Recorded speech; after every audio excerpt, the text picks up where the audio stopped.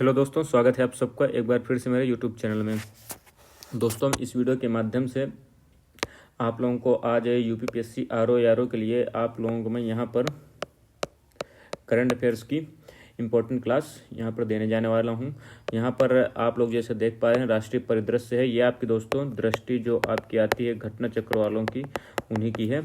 ठीक है, ई दृष्टि करके जो आती है उसको आप लोगों को मैं आपका लगभग पूरा राष्ट्रीय परिदृश्य जो आपका इंपॉर्टेंट है पिछले एक साल का वो कराऊंगा। यहाँ पर देखिए ज़्यादा समय हम नहीं बर्बाद करेंगे कि आपके 3-4 घंटे लगेंगे। राष्ट्रीय परिदृश्य पूरा 1 घंटे के अंदर आप लोगों को कंप्लीट करा दिया जाएगा ताकि आपको रिवीजन करने में भी आसानी हो।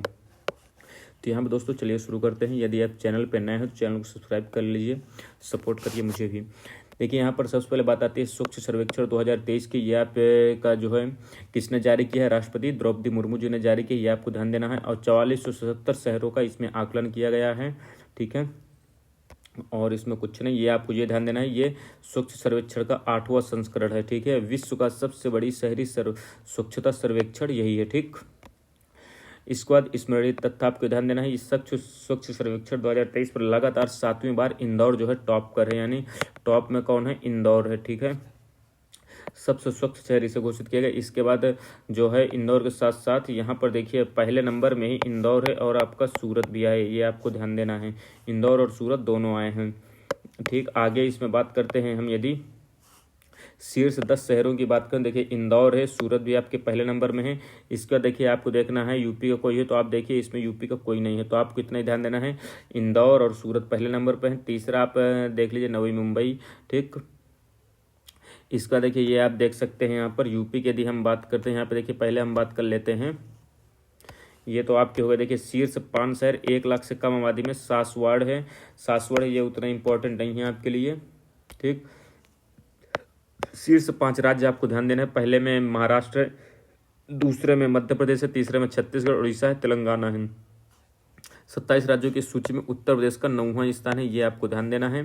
ठीक, इसके बाद यदि बात करते हैं हम यूपी के 5 शहर जो आपके जो हैं सबसे ज़्यादा स्वच्छ, देखिए वाराणसी है, प्रयागराज है, बिजनौर है, हरिद्वार है, कन्नौज है। ठीक, अब इसके बाद बात करते हैं मध्य प्रदेश स्थित महू छावनी जो है भारत की सबसे स्वच्छ छावनी घोषित की गई, ये आपको ध्यान देना है। ठीक, इसके बाद और यदि हम बात करते हैं 1 लाख से अधिक आबादी में जो है शीर्ष 20 शहरों में उत्तर प्रदेश के केवल एक शहर नोएडा है जो कि 14वां स्थान इसने प्राप्त किया है, ये आपको ध्यान देना है।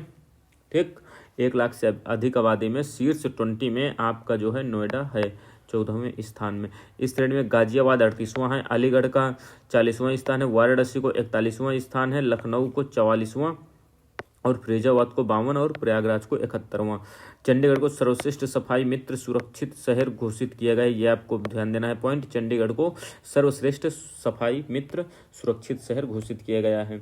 आगे बात करते हैं, यहाँ पर देखिए नोएडा को जो है 5 स्टार शहर के रूप में प्रमाणित किया गया है। ठीक, कचरा मुक्त शहरों में ये, ठीक है, ये स्टार रेटिंग दी जाती है। इसके बाद देखिए यहाँ पर जो है 2024 है तो स्वच्छ भारत मिशन के गीत का भी विवेचन किया गया है। इस गीत का शीर्षक क्या है? नया संकल्प है, नया प्रकल्प है। इस गीत के गायक कौन है? कैलाश खेर जी हैं। इसके बाद बात करते हैं पीएम जनमन की। पीएम जनमन क्या है? आपका जो है पीएम जनमन की बात करते हैं। यहाँ पर भारत में अनुसूचित जनजाति की आबादी लगभग कितनी है? देखिए ये भी आपको ध्यान देना। 2011 की जनगणना के अनुसार भारत में अनुसूचित जनजाति की आबादी कितनी है? 10.45 करोड़ है। ठीक है, इसमें 18 राज्यों और केंद्र शासित प्रदेशों में ये सब निवास करते। देखिए 75 समुदायों को विशेष रूप से संवेदनशील समूह पार्टिकुलरली वल्नरेबल ट्राइबल ग्रुप्स के रूप में वर्गीकृत किया गया है।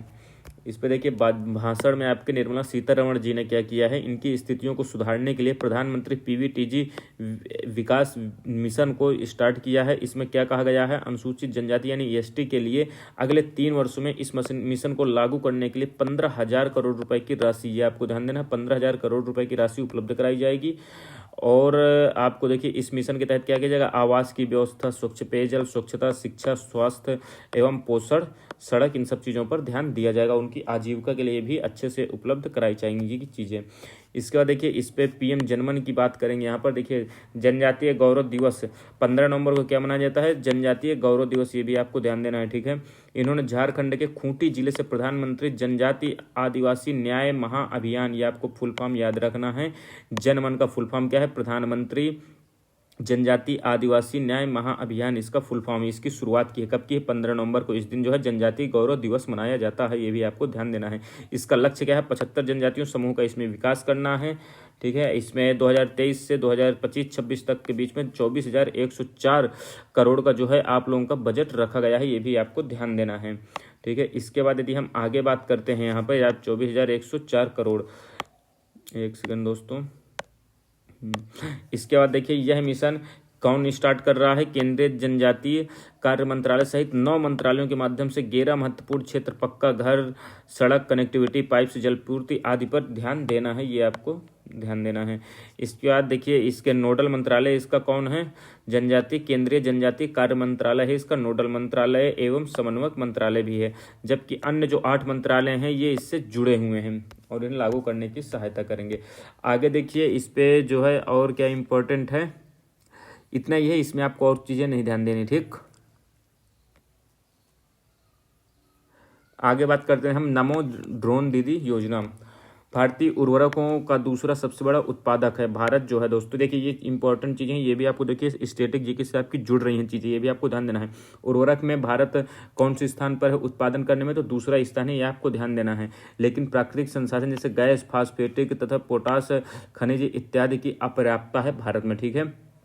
इसी के कारण से क्या है, इंपोर्टर भी हम दूसरे सबसे बड़े हैं, उत्पादन भी सबसे ज़्यादा करते हैं, दूसरे स्थान पर हैं, और आयातक में भी हम दूसरे स्थान पर आते हैं उर्वरकों के इन सब चीज़ों को। इसके बाद देखिए केंद्र सरकार ने वैकल्पिक उर्वरकों के विकास के लिए स्वदेशी अनुसंधान को भी प्रोत्साहन दिया है, जिसके परिणाम स्वरूप नरमोमेक्षी तरल नैनो यूरिया यानी फर्टिलाइजर, लिक्विड नैनो फर्टिलाइजर का विकास किया है। नैनो यूरिया एवं नैनो डीएपी जैसे तरल उर्वरकों के विकास ने खेतों में उर्वरकों के छिड़काव की एक कुशल प्रणाली के विकास की आवश्यकता भी कर दी है। यहाँ पर भारत सरकार के द्वारा नैनो यूरिया और नैनो डीएपी बनाई गई है, जिसके माध्यम से यहाँ पर बहुत ही कम दाम में अच्छी उर्वरक क्षमता यहाँ पर मिल जाएगी किसानों को।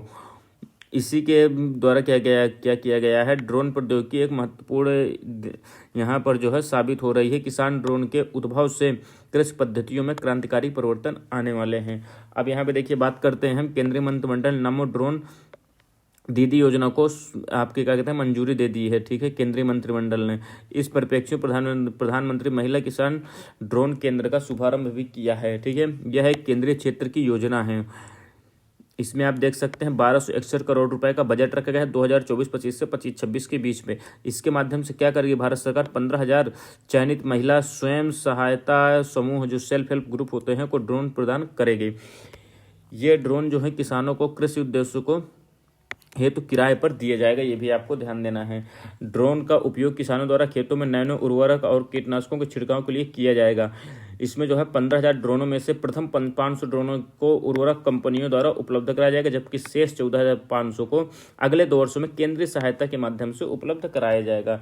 एक ड्रोनों में उसके सहायक उपकरणों की कुल लागत लगभग 10 लाख रुपए है। महिला एम यानी जो एसएचजी हैं, एसएचजी समूह जो हैं, उनको ड्रोन की 80% लागत अधिकतम 8 लाख रुपए तक की केंद्रीय वित्तीय सहायता के माध्यम से प्राप्त होगी, ठीक। ये चीज़ें हो गई हैं आपके स्पष्ट। इस योजना में जो है ग्रामीण महिलाओं को ड्रोन संचालित करने प्रशिक्षित करके उन्हें ड्रोन दीदी के रूप में रूपांतरित किया जाएगा, ये आपको ध्यान देना है। और इसमें आगे देखेंगे आप, प्रधानमंत्री ने 77वें गणतंत्र यानी स्वतंत्रता दिवस के अवसर पर अपने संबोधन में ड्रोन दीदी योजना का यहाँ पर शुभारंभ किया था, ये भी आपको ध्यान देना है। अब देखिए आगे बात करते हैं 5 राज्यों में विधानसभा चुनाव की। 5 राज्यों में विधानसभा चुनाव, सबसे पहले आपको ध्यान देना है जन प्रतिनिधित्व अधिनियम 1951 में है, ये आपको ध्यान देना है। और आर्टिकल 324 में उल्लेख है आपके चुनावों को लेकर, चुनाव आयोग का इसमें उल्लेख है, ठीक। धारा 15 है आपकी 1951 के एक्ट के माध्यम से, इसी में आपके जो है भारत निर्वाचन आयोग को राज्यों की विधानसभा की वर्तमान जो है अवधि समाप्त होने के बाद इसमें जो है चुनाव करने का शक्ति उन्हें दी जाती है। इस पे 5 राज्य कौन कौन से हैं जिनमें चुनाव आपके उन्हें, छत्तीसगढ़ है, मध्य प्रदेश, मिजोरम, राजस्थान और तेलंगाना। छत्तीसगढ़, मध्य प्रदेश, मिजोरम, राजस्थान, तेलंगाना, ठीक। छत्तीसगढ़ विधानसभा की यदि बात करते हैं हम यहाँ पर दोस्तों, छत्तीसगढ़ की हम दोस्तों यहाँ पर बात करेंगे, ये आप देख सकते हैं छत्तीसगढ़ में टोटल कितनी सीटें हैं, 90 सीटें हैं, ये आपको ध्यान देना है, ठीक। इसमें जो है 10 सीट, ये सब चीज़ें आपको ध्यान नहीं देनी है, भारत और कुछ मतलब नहीं है, 10 सीटें हैं, 90 सीटें हैं, ये आपको ध्यान देना है, ठीक। ये भी आपकी कोई मतलब चीज़ नहीं है। यहाँ पे ये आपको ध्यान देना है। 13 दिसंबर 2023 को रायपुर स्थित साइंस में आयोजित समारोह में विष्णुदेव सहाय छत्तीसगढ़ के नए मुख्यमंत्री के रूप में शपथ ली। ये आपको ध्यान है, विष्णुदेव सहाय हैं जो कि आपके छत्तीसगढ़ के नए सीएम बने हैं। ठीक है, ये छत्तीसगढ़ के चौथे मुख्यमंत्री हैं और ये पहले आदिवासी मंत्री हैं, मुख्यमंत्री, ये आपको ध्यान देना है। ये किस विधानसभा से कुनकुरी, ये उतना ध्यान नहीं देना है आपको। और छत्तीसगढ़ के पूर्व मुख्यमंत्री थे रमन सिंह, जिन्हें विधानसभा अध्यक्ष नियुक्त किया गया है। छत्तीसगढ़ में कौन पार्टी बहुमत प्राप्त करती है? बीजेपी प्राप्त करती है 54 सीटें और कांग्रेस को 35 सीटें प्राप्त होती हैं, ये आपको ध्यान देना है। आगे बात करते हैं मध्य प्रदेश के विधानसभा चुनाव की। इस पे टोटल 230 सीटें हैं, ये आपको ध्यान देना है। इसके बाद इसमें कौन जीतता है ये आपको ध्यान देना है। इस पे आपको जो है देखिए 230 सीटें हैं टोटल। बीजेपी आपकी 163 सीट लाती है और कांग्रेस आपकी 66 सीटें लाती है। यहाँ पर जो है सीएम कौन बनता है? मोहन यादव जी बनते हैं, जो कि आपके भोपाल में आपकी क्या कहते हैं, भोपाल में इनका शपथ दी जाती है। और मोहन यादव उज्जैन दक्षिण विधानसभा क्षेत्र से विधायक हैं, ये भी आपको ध्यान देना है। आगे बात करते हैं मिजोरम की। मिजोरम में जो है 40 सीटें हैं, ये आपको पता होना चाहिए। ठीक, और इसके बाद यदि हम बात करते हैं मिजोरम में सबसे बड़ी पार्टी कौन सी बनती है दोस्तों, देखिए यहाँ पर एक मिनट, मिजोरम के बारे में यहाँ पर पार्टी के बारे में नहीं लिखा है, हम फिर भी देखेंगे सही से, कहीं ना कहीं तो होगा ही। देखिए इसमें आप देखेंगे, ये देखिए यहाँ पर सारणी नहीं दी हुई, हम यहाँ पे देख लेंगे। यहाँ पे मिजोरम में 80.66% मतदान हुआ है। यहाँ पे आप देखेंगे आपकी मिजोरम में कितनी सीटें हैं, आपकी 40 सीटें हैं, ये आपको ध्यान देना है। इसमें 27 सीटें किसने जीती हैं? जोरम पीपुल्स मूवमेंट ZPM, ये आपको ध्यान देना है। 2023 के चुनाव में इस दल ने पहली बार एक मान्यता प्राप्त राजनीतिक दल के रूप में भाग लिया था। ZPM को एक क्षेत्रीय दल के रूप में मान्यता प्राप्त हुई थी।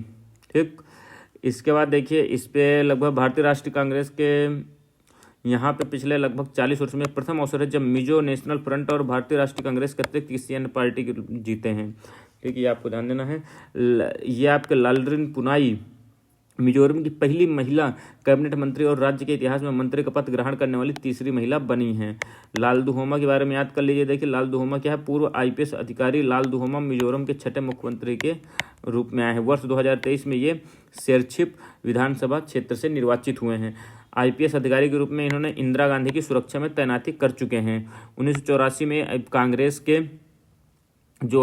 के द्वारा मिजोरम से लोकसभा सदस्य भी ये रह चुके हैं। ठीक है, 1988 में जो आपका दल बदल विरोधी कानून आता है, आपको जो है उस पर अयोग्य घोषित होने वाले ये पहले लोकसभा सांसद थे, ये भी आपको ध्यान देना है दोस्तों। ठीक है, लाल दुहोमा के बारे में ये आपको क्वेश्चन बनता है। अब आगे बात करते हैं यहाँ पर राजस्थान की। राजस्थान में जो है कितनी विधानसभा सीटें हैं? आपकी 200 सीटें हैं।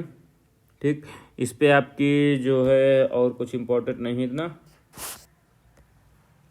और आपके लिए जो महत्वपूर्ण चीज़ मैं आपको बताऊँ, कोई मतलब नहीं है आपको ज़्यादा कुछ पढ़ने के। यहाँ पर देखिए ये महत्वपूर्ण, भजन लाल शर्मा यहाँ के जो है नए CM बने हैं। ठीक है, और ये कहाँ से हैं? सांगानेर विधानसभा क्षेत्र से हैं। बीजेपी इस पे कितने 115 सीटें जीतती है, कांग्रेस यहाँ पर 70 सीटें जीतती है, ये भी आपको जानकारी होनी चाहिए।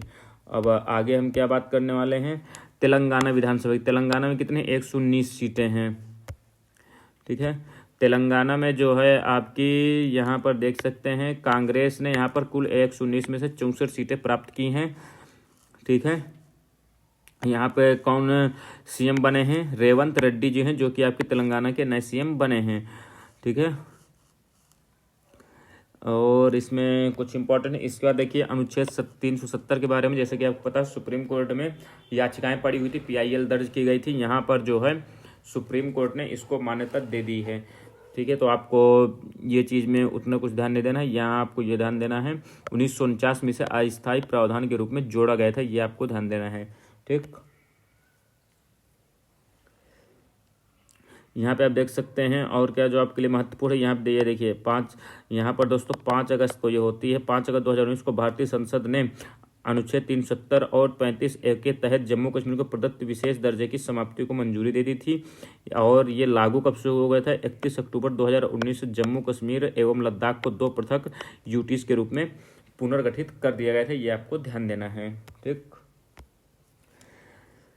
इस पे जो है 11 दिसंबर 2023 को जो है आपके सर्वोच्च न्यायालय 5-0 के सर्वसम्मत मामले से अनुच्छेद 370 और 35A को जो निरस्त किया गया है उसको सही कहा है। इस पे कौन कौन से आपके क्या कहते हैं चीफ जस्टिस यहाँ पर थे? DY चंद्रचूड़ थे, जस्टिस SK कौल थे, जस्टिस संजीव खन्ना थे, जस्टिस BR गवई और जस्टिस सूर्यकांत जी शामिल थे। ठीक, अब आगे बात करते हैं और क्या यहाँ पर महत्वपूर्ण है। देखिए ये आप देख सकते हैं 5 अगस्त 2019 को निरस्त किया गया था इसे। ठीक, और 31 अक्टूबर 2019 से ये लागू हुआ था, जिसके माध्यम से 2 यूटी बन गई थी, जम्मू कश्मीर और आपके क्या कहते हैं लद्दाख।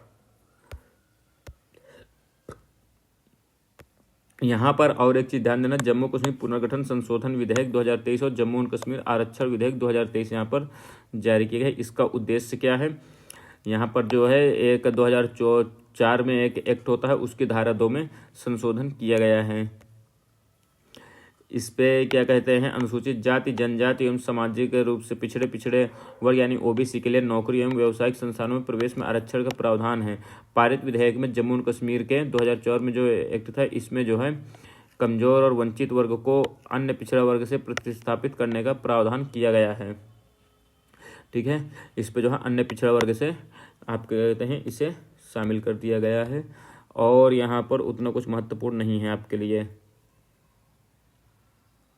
यहाँ पर देखिए ये आपके लिए महत्वपूर्ण है। जम्मू एंड कश्मीर की विधानसभा की वास्तविक सीटें 83 से कितनी कर दी गई हैं? 90 कर दी गई हैं। ये आपको ध्यान देना, 90 सीटें कर दी गई हैं। यहाँ पर 43 सीटें, ये दोनों पॉइंट बहुत इंपॉर्टेंट, 43 सीटें जम्मू से और 47 सीटें कश्मीर से हैं। अब पाकिस्तान के कब्जे वाले कश्मीर के लिए भी 24 सीटें आरक्षित रखी गई हैं। ये भी आपको जानकारी होनी चाहिए। आगे देखिए यहाँ पर जो है ये उतना इंपॉर्टेंट नहीं, ये हो गया। इसको देखिए मेरा युवा भारत। यहाँ पर जो है 15 अगस्त 2022 को भारत की स्वतंत्रता की 75वीं वर्षगांठ में यहाँ पर जो है 25 वर्षीय अवधि में अमृतकाल की संज्ञा दी गई है। यानी आपके 2022 से लेकर आपके 2047 तक को अमृतकाल की संज्ञा दी गई है, क्योंकि देश वर्ष 2047 तक अमृत भारत का निर्माण करने की एक परिवर्तनकारी विकास यात्रा पर आगे बढ़ रहा है। विजन 2047 को साकार करने के लिए एक फ्रेमवर्क की आवश्यकता है जो ग्रामीण युवाओं, शहरी युवाओं और ग्रामीण शहरी युवाओं को एकल मंच पर ला सके। इसी परिप्रेक्ष्य में केंद्र सरकार ने एक नए स्वायत्त निकाय जिसे मेरा युवा भारत के रूप में व्यापक सक्षम तंत्र की स्थापना की है। ठीक, ये आपको ध्यान देना है। यहाँ पर जो है 31 अक्टूबर को आपको पता ही होगा राष्ट्रीय एकता दिवस है, ये भी आपको ध्यान देना है। यहाँ पर आपको पता है कि राजपथ का नाम अब कर्तव्य पथ कर दिया गया है, ये भी आपको जानकारी होनी चाहिए। यहाँ पर मेरे युवा भारत मंच का शुभारंभ किया गया है। ये मेरा युवा भारत जो है आपका किस मंत्रालय के अंतर्गत है? युवा कार्यक्रम एवं खेल मंत्रालय के माध्यम से है। भारत सरकार द्वारा स्थापित एक स्वायत्त निकाय है, ये भी आपको ध्यान देना है। ठीक, मेरा युवा भारत को देश के युवाओं के लिए एक ही स्थान पर संपूर्ण सरकारी मंच के रूप में सेवा प्रदाता के रूप में स्थापित किया गया है। ठीक, और यहाँ पर क्या आपके लिए महत्वपूर्ण हो सकता है, ये आप देख सकते हैं। मेरा युवा भारत मंच राष्ट्रीय युवा नीति में दी गई युवा की परिभाषा के अनुरूप 15 से 29 वर्ष की आयु के युवाओं को लाभान्वित करेगा। लेकिन इसमें क्या है, विशेष रूप से किशोरों के लिए बनाए गए कार्यक्रम के घटकों के माध्यम से लाभार्थी 10 से 19 वर्ष के होंगे। मेरी युवा भारत एक फिजिकल मंच है।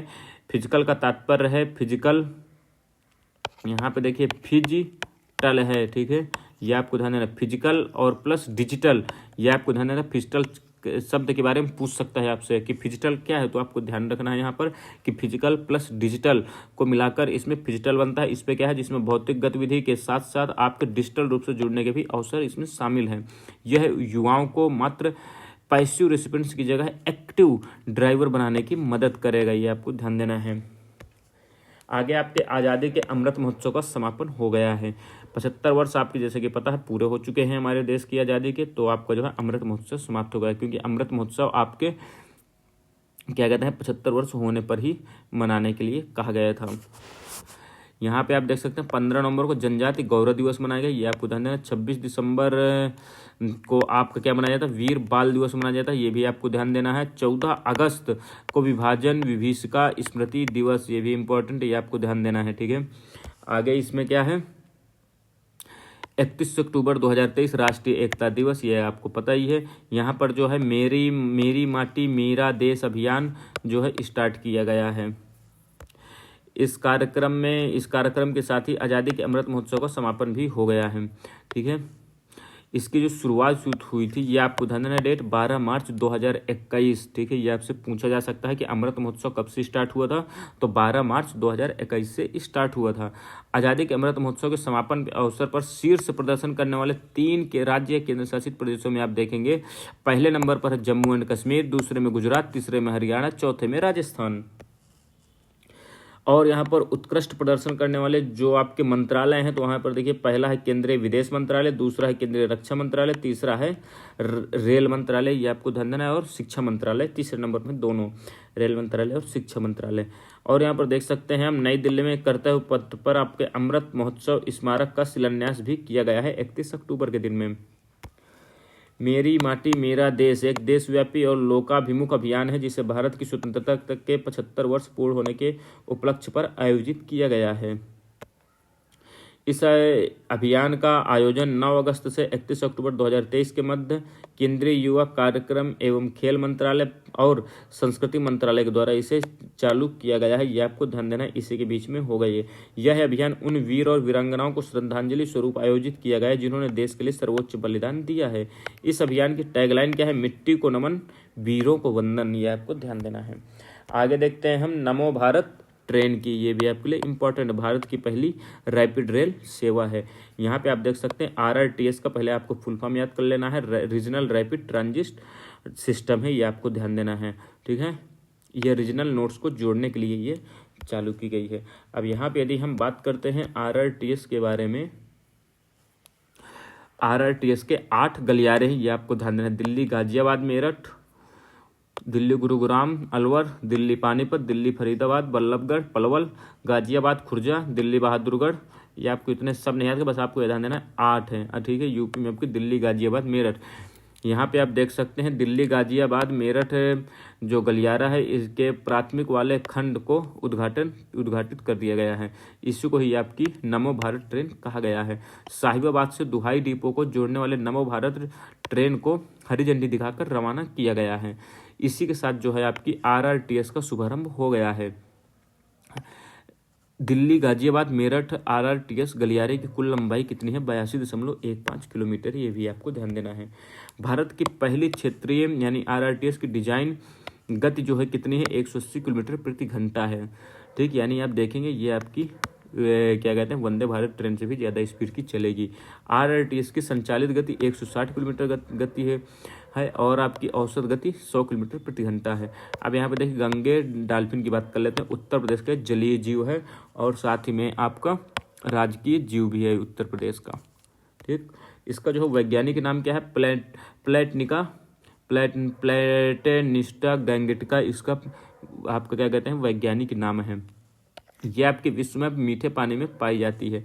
4 डॉल्फिन प्रजातियां हैं, उनमें से एक है ये।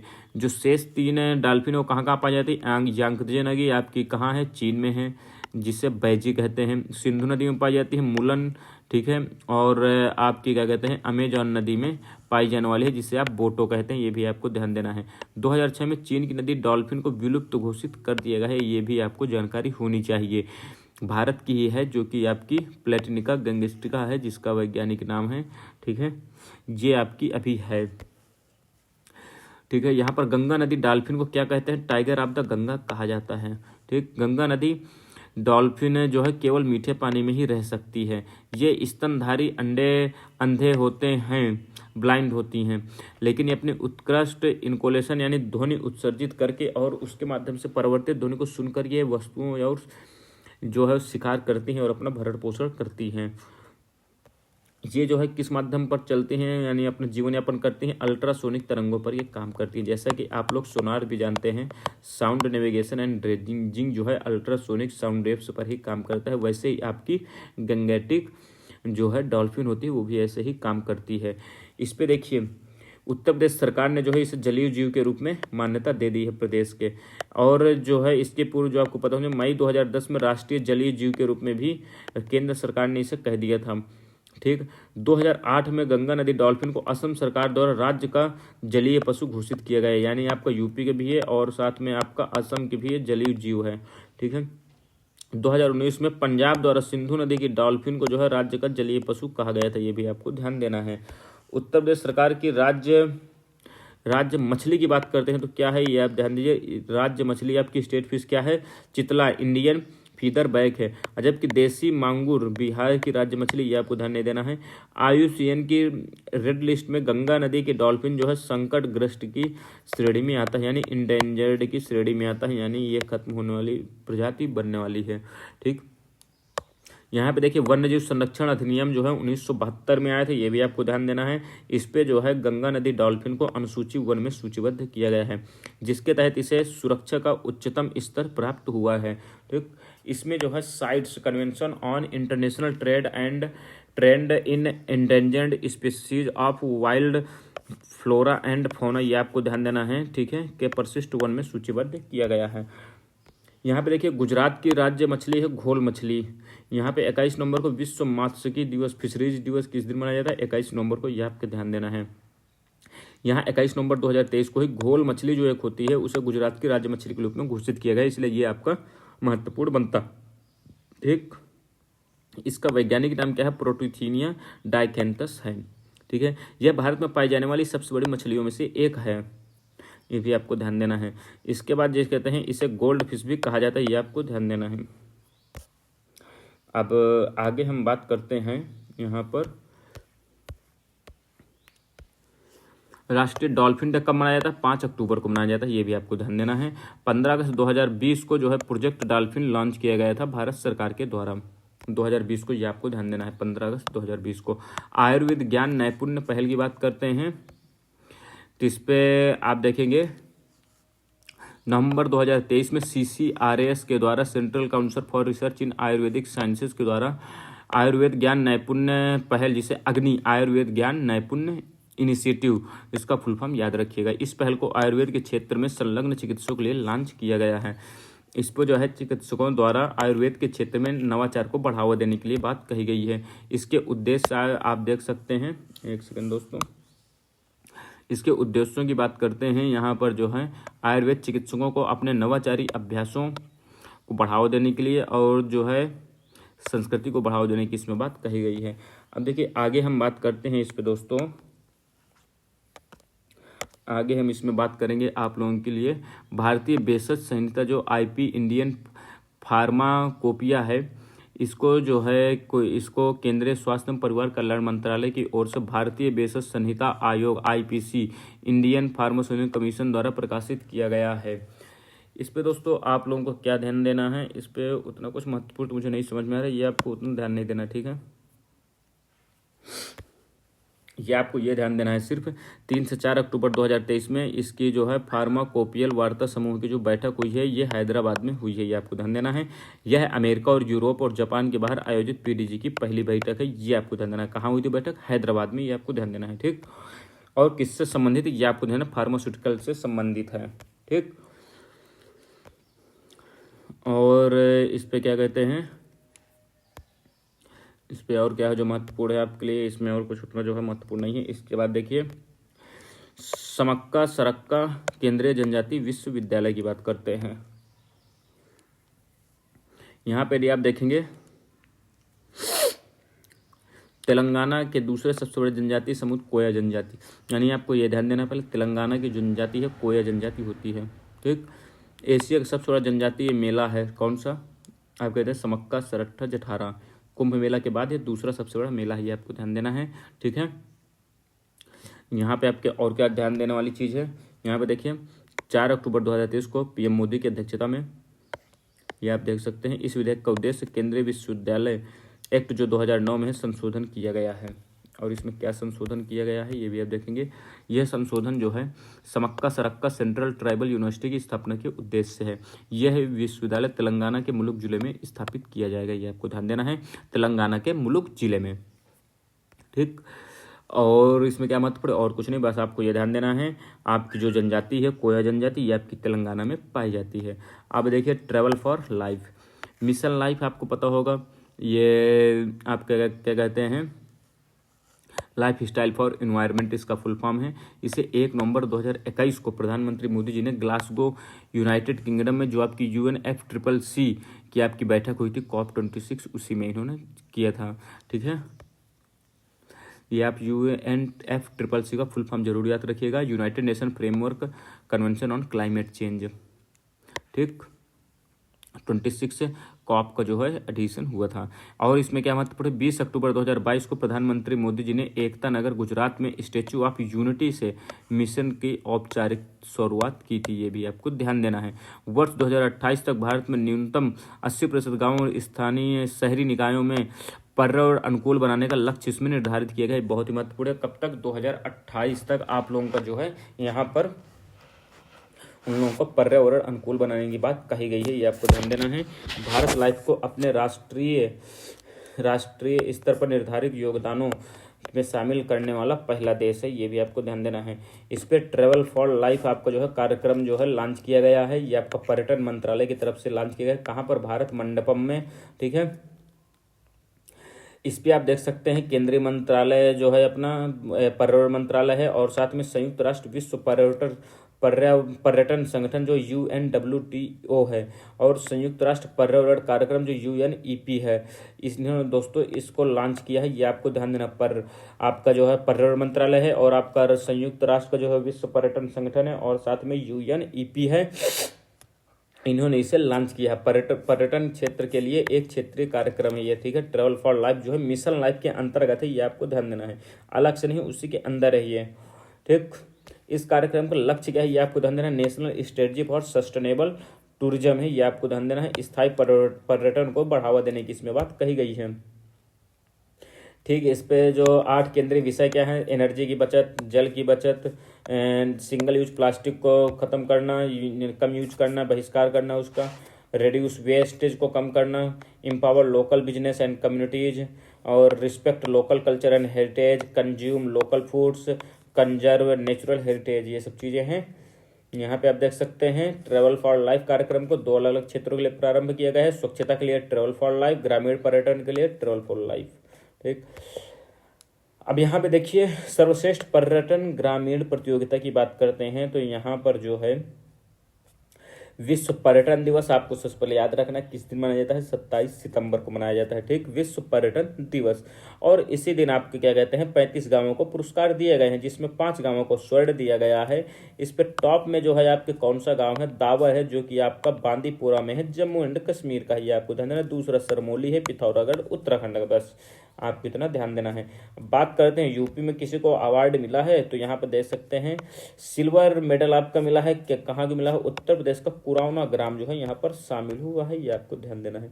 अब देखिए भारत ऑर्गेनिक्स ब्रांड। अब भारत ऑर्गेनिक्स ब्रांड क्या है, यहाँ पे हम देखेंगे, यहाँ पर आप लोगों को जो है क्या महत्वपूर्ण है, ये देखिए यहाँ पर जो आप लोगों के लिए महत्वपूर्ण होने वाली चीज़ है, 8 नवंबर 2023 को NCOL द्वारा नई दिल्ली में सहकारिता के माध्यम से जैविक उत्पादों को बढ़ावा देना विषय पर राष्ट्रीय संगोष्ठी का आपका क्या कहते हैं आयोजन किया गया है। यहाँ पर जो है गृह मंत्री और सहकारिता मंत्री जो अपने अमित शाह जी हैं, इन्होंने भारत ऑर्गेनिक ब्रांड के 6 उत्पादों को जारी किया है, ये भी आपको पता होना चाहिए। और यहाँ पर और क्या चीज़ आपके लिए महत्वपूर्ण है, यहाँ पर जो है ऑर्गेनिक अंडर वन रूफ विचार के साथ ही सभी ऑर्गेनिक उत्पादों को एक रिटेल आउटलेट नेटवर्क के रूप में शुरुआत की गई है। ठीक, और देखिए यहाँ पर एक चीज़ और देखिए NCOL का आपका फुल फॉर्म क्या है, ये आपको जानकारी होनी चाहिए, नेशनल कोऑपरेटिव ऑर्गेनिक्स लिमिटेड। ठीक, NCOL, इसका मुख्यालय आनंद गुजरात में है, ये भी आपको ध्यान देना है। आगे क्या महत्वपूर्ण है आपके लिए, एकात्मता की मूर्ति, ये आपका जो है दोस्तों स्टैचू ऑफ वननेस की बात करते हैं हम, यदि ये आपके आदि शंकराचार्य से रिलेटेड है। इसे कहाँ पर अनावरण किया गया है, तो ये आप देख सकते हैं। इस मूर्ति का अनावरण जो है मध्य प्रदेश में शिवराज सिंह चौहान जी ने स्टेचू ऑफ वंडरनेस का अनावरण किया है ओमकारेश्वर में। यह आपका शंकर वरडम आपका एक समारोह था, उसी के माध्यम से किया गया था। अगर हम आदि शंकराचार्य जी की बात करते हैं, ये अद्वैतवाद से संबंधित थे, ठीक है, अद्वैतवाद से। यदि हम बात करते हैं रामानुज की, तो रामानुजाचार्य जो थे वो आपके विशिष्ट द्वैतवाद से संबंधित थे, यह भी आपको ध्यान देना है, ठीक है। इनका जन्म जो है केरल के काल्डी ग्राम में हुआ था और नंबूदरी ब्राह्मण में हुआ था। इन्होंने देखिए श्रृंगेरी, पुरी, द्वारका एवं बद्रीनाथ में 4 मठों की स्थापना की थी। कहाँ की थी? श्रृंगेरी, पुरी, द्वारिका और बद्रीनाथ में 4 मठ थे। इन्हीं मठों में आपके शंकराचार्य जो आप सुनते हैं ना, अभी वर्तमान में आपको पता भी होगा कि चारों शंकराचार्य आपके प्राण प्रतिष्ठा जो राम जी की हुई थी उस पर नहीं गए थे, तो इसके माध्यम से भी बहुत ज़्यादा चर्चा में थे चारों मठ। ये भी आपको ध्यान देना है, कौन कौन से 4 मठ? श्रृंगेरी, पुरी, द्वारिका और बद्रीनाथ है। और यहाँ पर क्या है, यहाँ पर अद्वैत लोक संग्रहालय की भी स्थापना की गई है, आचार्य शंकर संग्रहालय की, ठीक है। और यहाँ पर क्या है, आचार्य शंकर की एक बहुधातु जो है प्रतिमा यहाँ पर लगाई गई है, ठीक है। यहाँ पर और क्या महत्वपूर्ण है, ये प्रतिमा मध्य प्रदेश के खंडवा जिले के पुनासा तहसील के अंतर्गत ओमकारेश्वर में मंधाता पर्वत पर स्थापित की गई। मंधाता पर्वत, ये आपको ध्यान देना है। इस प्रतिमा में आदि शंकराचार्य को चलने की मुद्रा में दिखाया गया है। और इस प्रतिमा में क्या क्या है, यहाँ पे आप धातु की बात करते हैं, यहाँ पर ब्रॉन्ज है, मिश्र धातु है। मिश्र धातु आपके क्या कहते हैं, इस पर 88% कॉपर है और 8% टिन और 4% शीशा है, ये आपको ध्यान देना है। कांस्य की बात की जा रही है यहाँ पर। और यहाँ पर क्या कहते हैं, कांसा, आपको पता भी होगा, कांसा में जो होता है आपका तांबा और टिन पाया जाता है, और इसमें शीशा भी मिलाया गया है इस मूर्ति पर। 54 फीट के आसन पर बैठे हुए हैं, ठीक है। 27 फीट ऊंचे कमल की पंखुड़ियां सदृश आधार पर हैं, ये बेस पर बैठे हुए हैं। इसके जो क्या कहते हैं चित्रकार मेन कौन है, वासुदेव कामत जी हैं, ये भी आपको ध्यान देना है, ठीक है। इसी स्केच के आधार पर ही सोलापुर महाराष्ट्र में एक कुशल मूर्तिकार भगवान रामपुरे ने एकात्मता की मूर्ति का निर्माण किया है। और अन्य मूर्तियों की बात कर लेते हैं जो आपके लिए महत्वपूर्ण हो सकते हैं। स्टेचू ऑफ यूनिटी गुजरात में है। तिरुवल्लुवर प्रतिमा आपकी कहाँ है? तमिलनाडु में। गोमटेश्वर प्रतिमा कहाँ है? कर्नाटक में। हनुमान मूर्ति नई दिल्ली में। भगवान मुरुगन प्रतिमा तमिलनाडु में। स्टेचू ऑफ इक्वलिटी बहुत इंपॉर्टेंट है। अमेरिका में जो है आपकी क्या कहते हैं, बी आर अम्बेडकर की 19 फीट की ऊंची प्रतिमा का अनावरण किया गया है 14 अक्टूबर 2023 को। इसे स्टेचू ऑफ इक्वलिटी कहा गया है। भारत के बाहर स्थित बी आर अम्बेडकर की सबसे ऊंची प्रतिमा है, ये भी आपको पता होना चाहिए। यह प्रतिमा हैदराबाद स्थित डॉक्टर अम्बेडकर की विश्व की सबसे ऊंची प्रतिमा की प्रतिकृति यानी रेप्लिका है। इसके जो है शिल्पकार कौन है? रामवी सुतार हैं। रामवी सुतार जी को आप नाम सुना ही होगा। ये आपकी स्टेचू ऑफ यूनिटी के भी इन्होंने डिजाइन किया था, जो कि 182 मीटर ऊंची है। Statue of unity Sardar Vallabh भाई पटेल जी की प्रतिमा है। और ये क्या कहते हैं, इतना आपके लिए बस महत्वपूर्ण है। इसके आगे यदि बात करते हैं आपके लिए और क्या मत है, राष्ट्रीय हल्दी बोर्ड बात आ गई। अब राष्ट्रीय हल्दी बोर्ड की हम बात करते हैं, यदि राष्ट्रीय हल्दी बोर्ड की बात करते हैं तो इसका वानस्पतिक नाम क्या है? करकुमा लौंगा, ठीक है। करकुमा लौंगा जिंजर बेसी परिवार का एक पुष्पीय पादप है, आपको ध्यान देना है। यह एक सदाबहार एवं औषधीय गुणों से युक्त होता है, जो मुख्यतः भारतीय उपमहाद्वीप एवं दक्षिणी पूर्व एशिया में पाया जाता है। ठीक है। हल्दी में उपस्थित जैव सक्रिय कौन सा है? कर्क्यूमिनॉइड से पाया जाता है, ठीक है। और ये एंटीऑक्सीडेंट की तरह कार्य करता है और कैंसर रोधी के लिए भी प्रयोगी होता है। भारत विश्व में हल्दी का सबसे बड़ा उत्पादक, उपभोक्ता एवं निर्यातक है, ये भी आपको ध्यान देना है, ठीक है। भारत में हल्दी उत्पादन 11.61 लाख टन है, जो कि वैश्विक हल्दी उत्पादन का 75% से भी अधिक है, ये आपको ध्यान देना है। सर्वाधिक हल्दी उत्पादन कहाँ कहाँ होती है? महाराष्ट्र में होती है, फिर तेलंगाना में, फिर कर्नाटक में। हल्दी के वैश्विक व्यापार में भारत की हिस्सेदारी 62% से अधिक है। यहाँ पर राष्ट्रीय हल्दी बोर्ड देश में हल्दी और हल्दी उत्पादों के विकास और संवर्धन के लिए यहाँ पर बनाया गया है 4 अक्टूबर 2023 को। और इसमें क्या क्या चीज़ें करेगा? देखिए, खपत की बात करेगा, जागरूकता बढ़ाएगा, अंतर्राष्ट्रीय स्तर पर और इसके बाजार को विकसित करने का काम करेगा, नए उत्पादों पर जो है बात करेगा, वैल्यू एडेड पर काम करेगा। हल्दी से और क्या क्या चीज़ें बनाई जा सकती हैं। 2030 तक भारत द्वारा हल्दी निर्यात $1 बिलियन पहुंचने का उम्मीद की गई है, ये भी आपको ध्यान देना है। अब है नारी शक्ति वंदन अधिनियम, बहुत ही इंपॉर्टेंट है दोस्तों, मोस्ट इंपॉर्टेंट। यहाँ पे आप देख सकते हैं सबसे पहले 11वीं लोकसभा में इसके लिए एक प्रयास किया गया था 12 सितंबर 1996 में, जब आपके HD देवगौड़ा जी आपके PM थे। 12वीं लोकसभा में जो अटल बिहारी वाजपेयी के कार्यकाल में 1998 में प्रयास किया गया था, और तीसरी बार लोकसभा में आपके क्या कहते हैं 1999 में 85वां संशोधन था जो कि प्रयास किया गया था, लेकिन ये क्या कहते हैं पास नहीं हो पाया था। 1996 में आया, 1998 में आया, 1999 में आया, इसके बाद 2008 में भी आया। उसके बाद आपके क्या कहते हैं यहाँ पर जो है 2008 में ही लास्ट आया था। इसका 2010 में इस विधेयक को पारित कर दिया गया था, लेकिन 2014 में 15वीं लोकसभा भंग होने के बाद यह लैप्स हो गया था कानून। इसके बाद देखिए अब जो महत्वपूर्ण है आपके लिए आज के लिए है, ये हम यहाँ पर यदि बात करेंगे ना दोस्तों, एक सेकंड, यहाँ पर देखिए ये है आपका संविधान संशोधन 128वां, ये आपको ध्यान देना है। ये बिल आपका पेश किया गया था 128वां नंबर का, 20 सितंबर को लोकसभा में, 21 सितंबर को राज्यसभा में, और 28 सितंबर को राष्ट्रपति जी से स्वीकृति मिल गई, और इसके माध्यम से 106वें संविधान संशोधन के रूप में ये आपका आ जाता है, क्या आ जाता है, नारी शक्ति वंदन आपका एक्ट बन जाता है। इसके माध्यम से होता क्या है ये आपको ध्यान देना, यह विधेयक आपको जो है 18 से 21 सितंबर में विशेष सत्र जब बुलाया जाता है राष्ट्रपति के द्वारा, तभी आपका ये बिल लाया जाता है, ठीक है। नारी शक्ति वंदन अधिनियम इसे नाम दिया गया है। इस पे जो है 454 सदस्यों ने आपके क्या कहते हैं मतदान किया, जबकि 2 सदस्यों ने इसका विरोध में किया था। विरोध में किसने किसने किया है, AIM पार्टी के असदुद्दीन ओवैसी और सैयद इम्तियाज जलील जो है, जिन्होंने इसके विरोध में किया था, जबकि राज्यसभा में यह विधेयक सर्वसम्मति से पारित हो जाता है। महिला आरक्षण विधेयक जो है ये आपका अमृतकाल में नए संसद भवन जो आपका बना है उसी के बाद उस बनने के बाद आपका पहला विधेयक है ये। इस पे क्या कहा गया है, 33% आपकी जगह कहते हैं भागीदारी होगी विधायिकाओं में, आपके क्या कहते हैं संसद हो या आपके विधानसभा हो, वहाँ सब जगह आपके 33% सीटें जो है आपकी महिलाओं के लिए रिजर्व रहेंगी। इस अधिनियम के माध्यम से लोकसभा, राज्य विधानसभा, आप देख सकते हैं राष्ट्रीय राजधानी दिल्ली की विधानसभा में कुल सीटों की 1/3 सीटें जो है महिलाओं के लिए आरक्षित कर दी गई हैं, ठीक है। 106वां आपका संविधान संशोधन है, ये आपको ध्यान देना है। नए अनुच्छेद आपके 330 है, 332 है और 334 से आपका जोड़ा गया है, ये भी आपको ध्यान देना है, ठीक। लोकसभा में आपके देख सकते हैं SC ST में 1/3 में से आरक्षित होंगी, ये आपको ध्यान देना है। लोकसभा में प्रत्यक्ष निर्वाचन के माध्यम से 1/3 सीटें जो हैं आपकी महिलाओं के लिए आरक्षित होंगी। नए 332 जो ए है आपका आर्टिकल, इसके माध्यम से प्रत्येक राज्य की विधानसभा में महिलाओं हेतु सीटों का आरक्षण की बात कही गई है। और आपके लिए क्या जो है महत्वपूर्ण होने वाला है,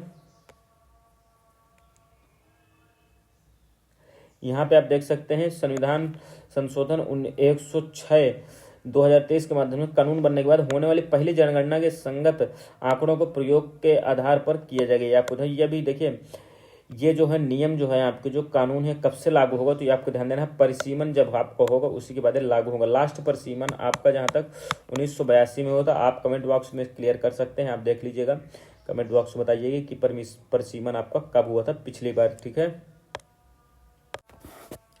आगे हम बात करते हैं, यहाँ पर देखिए, यहाँ पर दिल्ली की विधानसभा महिला को आरक्षण 15 वर्ष की अवधि के लिए प्रदान किया जाएगा। हालांकि संसद कानून ने द्वारा इस अवधि को बढ़ा सकती है, यहाँ पे आप ध्यान दिए पॉइंट ध्यान दीजिएगा, ठीक है। महिलाओं को आरक्षण के जो है 15 वर्ष की अवधि के लिए प्रदान किया जाएगा। इसके बाद भी इस अवधि को बढ़ाया जा सकता है। इसके बाद आयुष्मान भव अभियान की बात करते हैं हम। आयुष्मान भव अभियान की बात करते हैं तो ये आप देख सकते हैं यूनिवर्सल हेल्थ कवरेज की ये बात करता है। राष्ट्रीय स्वास्थ्य नीति जो आपकी 2017 में आती है, और इसमें जो है SDG गोल्स 3 में आपका आता है हेल्थ के बारे में, ठीक है। इसको शामिल किया गया है। आयुष्मान भारत की 4 स्तंभ है, यहाँ पर HDFC health and wellness centre यहाँ पर जो है खोले जाएंगे, प्रधानमंत्री जन आरोग्य योजना, और साथ में आपके प्रधानमंत्री अभीम आयुष्मान भारत स्वास्थ्य अवसंरचना मिशन, और आपके क्या इसके माध्यम जुड़ेंगे PMABDM प्रधानमंत्री आयुष्मान भारत डिजिटल मिशन। इसमें क्या है आपके देख सकते हैं द्रौपदी मुर्मू ने गांधीनगर गुजरात से आपकी क्या कहते हैं आयुष्मान भव योजना को शुरुआत करते हैं। यह आपकी अभूतपूर्व आयुष्मान भारत कार्यक्रम की सफलता पर आधारित है। इस पे क्या कि ये आपका केंद्रीय स्वास्थ्य एवं परिवार कल्याण मंत्रालय द्वारा प्रारंभ किया गया है। यह एक राष्ट्रव्यापी स्वास्थ्य सेवा पहल है। इसका उद्देश्य क्या है? देश के प्रत्येक गांव एवं शहर तक स्वास्थ्य सेवाओं की अधिकतम कवरेज सुनिश्चित करना इसका मुख्य आपका उद्देश्य है। ये भी आपको ध्यान देना है। इसके माध्यम से किया क्या जाएगा, इसमें आप देखेंगे प्रधानमंत्री जन आरोग्य योजना में आपकी आईडी का निर्माण, गैर संचारी आभा आईडी का निर्माण है। ठीक है, जन आरोग्य योजना आईडी, गैर संचारी रोग नॉन कम्युनिकेबल डिसीज जो हैं, और आपके क्या कहते हैं तपेदिक और सिकल सेल रोग के बारे में जागरूकता के बारे में बात कही गई है। ये आप देख सकते हैं 17 सितंबर से 2 अक्टूबर 2023 के सेवा पखवाड़ा के दौरान लागू किया जाएगा। ठीक है, इस पे जो है 3 घटक की बात कही गई है सुनिश्चित करने की। आयुष्मान आपके द्वारा 3.0, आयुष्मान मेला और आयुष्मान सभा। आरोग्य मंथन की यहाँ पे हम बात कर लेते हैं। ये आपके राष्ट्रीय स्वास्थ्य प्राधिकरण की 2 प्रमुख योजनाओं ने एक महत्वपूर्ण पड़ाव को प्राप्त किया है। यहाँ पे आपके जन आरोग्य योजना जो थी, ये कार्यान्वयन को 5 साल पूरे हो गए हैं। ठीक है, 5 साल का मतलब आपका कब ये स्टार्ट हुई? 2018 में आपकी आती है योजना प्रधानमंत्री जन आरोग्य योजना, भी आपको ध्यान देना है। आयुष्मान भारत डिजिटल मिशन की दूसरी वर्षगांठ है ये 2023 के, यानी 2022 में ये आपका था। ये देखिए ईयर आपको याद रखने जो मैं आपको बता रहा हूँ। आरोग्य मंथन यहाँ पर इसका आयोजन किया गया था 2 दिवसीय। ठीक है, इसका आयोजन नई दिल्ली में हुआ था, ये भी आपको ध्यान देना है। और यहाँ पे क्या महत्वपूर्ण है, यहाँ पर देखिए, यहाँ पे देखिए प्रधानमंत्री हाईएस्ट आयुष्मान कार्ड क्रिएशन की बात करते हैं तो बड़े राज्यों में असम है, और छोटे राज्यों में जो है नागालैंड और केंद्र शासित प्रदेश में जम्मू कश्मीर को विजेता घोषित किया गया है। ये भी आपको ध्यान देना है। सर्वाधिक संख्या में उपचार की बात करता हूँ तो यहाँ पर देखिए बड़े राज्यों में केरल है, छोटे राज्यों में मेघालय, केंद्र शासित प्रदेशों में पुडुचेरी है। अब यहाँ देखिए मिथुन को खाद्य पशु का दर्जा दिया गया है। मिथुन आपका क्या है? बॉस फॉरेंटिलिस है आपका वैज्ञानिक नाम है इसके। इसको पर्वत का पशु के नाम से जाना जाता है। यह बोविडे परिवार का सदस्य है और मवेशियों भैंसों का दूरस्थ संबंधी भी है। ऐसी अवधारणा है कि जंगली गौर का पालतू रूप है। विश्व में मिथुन की सर्वाधिक संख्या भारत के उत्तर पूर्वी राज्यों में पाई जाती है। उत्तर पूर्वी राज्यों में किनमें? अरुणाचल प्रदेश में मिथुन की सर्वाधिक संख्या है, ये भी आपको ध्यान देना है। मिथुन अरुणाचल प्रदेश, नागालैंड, मणिपुर एवं मिजोरम के उष्ण वर्षा वनों में पाया जाता है। 20वीं पशुधन गणना 2019 के अनुसार भारत में मिथुन की कुल संख्या 3.8 लाख है, ये भी आपको ध्यान देना है। इस पे है क्या? फसाई जो है आपका FSSAI, इसने जो है मिथुन को आधिकारिक जो है फूड एनिमल के रूप में यहाँ पर घोषित कर दिया गया है। इसके साथ ही ICAR जो है राष्ट्रीय मिथुन अनुसंधान केंद्र ने प्रत्येक वर्ष 1 सितंबर को मिथुन दिवस मनाने की बात कही है, भी आपके लिए इंपॉर्टेंट है। 1 सितंबर को मिथुन दिवस की बात कही गई है। इसके अलावा मिथुन के मांस का नामकरण क्या किया गया है? VC। ठीक है, मिथुन को घरेलू पशु विविधता सूचना प्रणाली डाटाबेस में भी शामिल कर लिया गया है। ठीक है, और आपके लिए क्या महत्वपूर्ण इतना हो गया। इसके बाद देखिए सांची की बात करते हैं। भारत का पहला दोस्तों सौर शहर है, ये आपको ध्यान देना है। सांची आपका कहाँ है? मध्य प्रदेश के रायसेन जिले में है, ये भी आपको ध्यान देना है। सांची के स्तूप जो है सबसे प्रमुख माना जाता है। यहाँ पर द ग्रेट स्तूप जो है के नाम से जाना जाता है। इस स्तूप का निर्माण किसने किया था? सम्राट अशोक ने 3री शताब्दी ईसा पूर्व में करवाया था। 1989 में सांची स्थित जो बौद्ध स्मारक जो है इनको जो है वर्ल्ड हेरिटेज लिस्ट में शामिल किया गया है, जो कि आपकी यूनेस्को द्वारा जारी किए जाते हैं। यहाँ पे आप देख सकते हैं सांची को भारत का प्रथम सौर शहर कहा गया है। इस अवसर पर सांची को नेट जीरो कार्बन उत्सर्जन मध्य प्रदेश नेट जीरो उत्सर्जन शहर बनाने के लिए मध्य प्रदेश सरकार के द्वारा यहाँ पे देख सकते हैं नवीकरणीय ऊर्जा विभाग और IIT कानपुर के मध्य एक समझौता भी क्या कहते हैं हस्ताक्षरित हुआ है। और यहाँ पर क्या महत्वपूर्ण है आपके देखिए मोढेरा जो है पहला 24x7 यानी 24 घंटा आपके क्या कहते हैं सौर ऊर्जा संचालित गांव है, ये आपको ध्यान देना है। मोढेरा जो है आपका क्या कहते हैं गुजरात में है। ठीक है, मोढेरा सौर ऊर्जा संचालित गांव है ये पहला। इस गांव में ग्राउंड माउंटेड 6 मेगावाटर की क्या कहते हैं आपके क्या कहते हैं सौर ऊर्जा संयंत्र स्थापित किया गया। मोढेरा का सौरीकरण की बात करते हैं सूर्यग्राम परियोजना के तहत किया गया, ये भी आपको ध्यान देना है। इस परियोजना के माध्यम से मोढेरा भारत का प्रथम शुद्ध नवीकरणीय ऊर्जा उत्पादक गाँव बन गया है। NCERT को डीम्ड विश्वविद्यालय का दर्जा दे दिया गया है। NCERT UGC ने इसे दी है। UGC की स्थापना कब हुई थी आप ये कमेंट बॉक्स मुझे बताएंगे।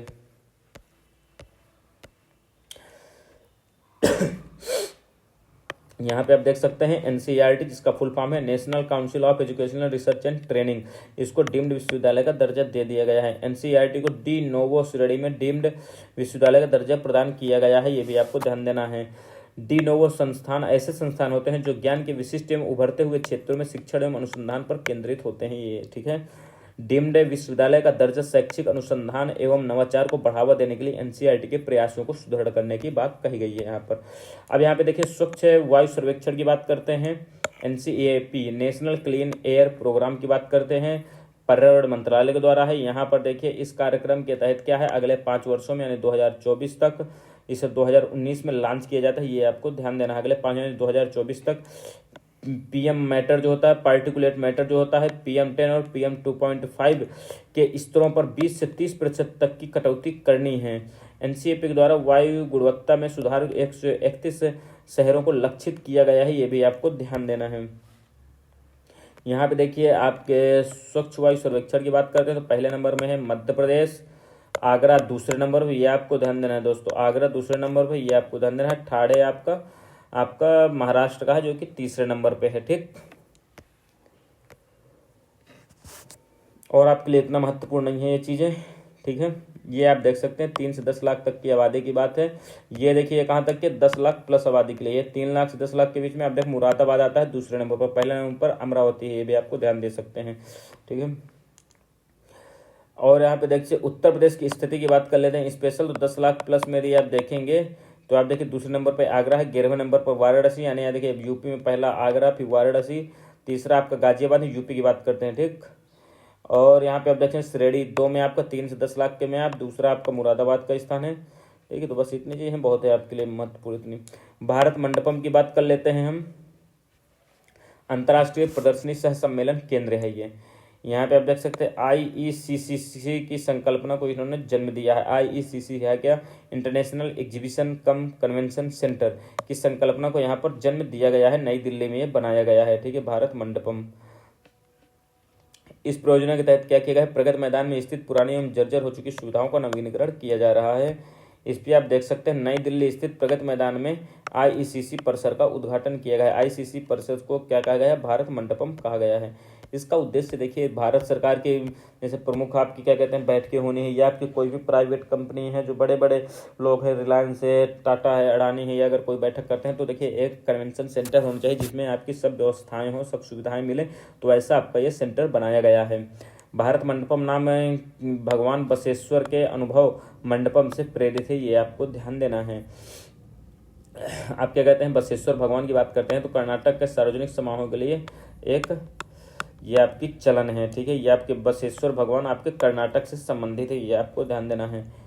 ICC परिसर को भारत के सबसे बड़े MICE meetings incentive conference and exhibitors गंतव्य के रूप में विकसित किया गया है, ठीक है। 2023 में G20 शिखर का सम्मेलन आपके भारत मंडपम में ही किया गया है, ये भी आपको ध्यान देना है।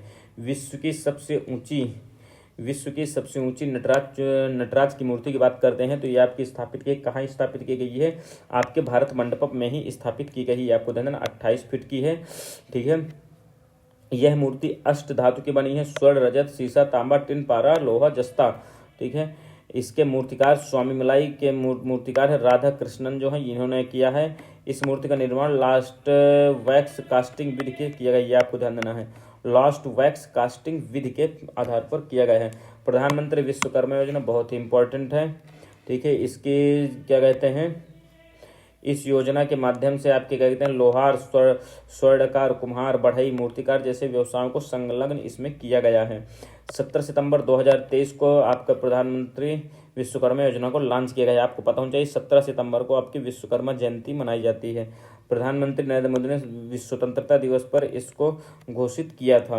प्रधानमंत्री विश्वकर्मा योजना केंद्रीय क्षेत्र की आपकी योजना है, यह पूर्णतः भारत सरकार द्वारा वित्त पोषित है, ये आपको ध्यान देना, भारत सरकार द्वारा वित्त पोषित है, ठीक है। इस पे प्रारंभिक परिव्यय आपका कितना है 13,000 करोड़ भारत सरकार करेगी, यानी बजट इसका रखा गया है। यह योजना MSME मंत्रालय, कौशल विकास मंत्रालय और आपकी वित्त मंत्रालय के वित्तीय सेवाएं विभाग द्वारा एक साथ मिलकर की जाएगी, ये आपको ध्यान देना है। इसकी नोडल मिनिस्ट्री कौन सी? एमएसएमई मंत्रालय, ये भी आपको ध्यान देना है। पीएम विश्वकर्मा योजना की टैगलाइन क्या है? सम्मान, सामर्थ्य, समृद्धि है। इस योजना की अवधि 5 वर्ष है, 2023-24 से 27-28 तक है। इस पे जो है 28 पारंपरिक व्यवसायों को आपके जोड़ा गया है। बढ़ई है, नाव निर्माता है, अस्त्र निर्माता, लोहार, ये सब चीज़ें हैं, ये आप देख सकते हैं। ठीक है, इस योजना का उद्देश्य क्या है? यहाँ पर आपकी इस योजना के सभी लाभों को एलिजिबल बनाने की बात कही गई है। मान्यता प्राप्त करने के जितने भी कारीगर और शिल्पकार हैं इनको मान्यता प्राप्त दी जाएगी। इनको जो है क्या कहते हैं, स्किल अपग्रेडेशन इनका किया जाएगा, प्रशिक्षण दिया जाएगा। ठीक है, इन तक अत्याधुनिक जो योजना है उनको पहुंचाया जाएगा और उपकरणों की पहुंच भी सुगम की जाएगी। और पीएम विश्वकर्मा प्रमाण पत्र, विश्वकर्मा आईडी कार्ड भी बनाया जाएगा। ठीक, इतना ही जो आपके लिए महत्वपूर्ण है।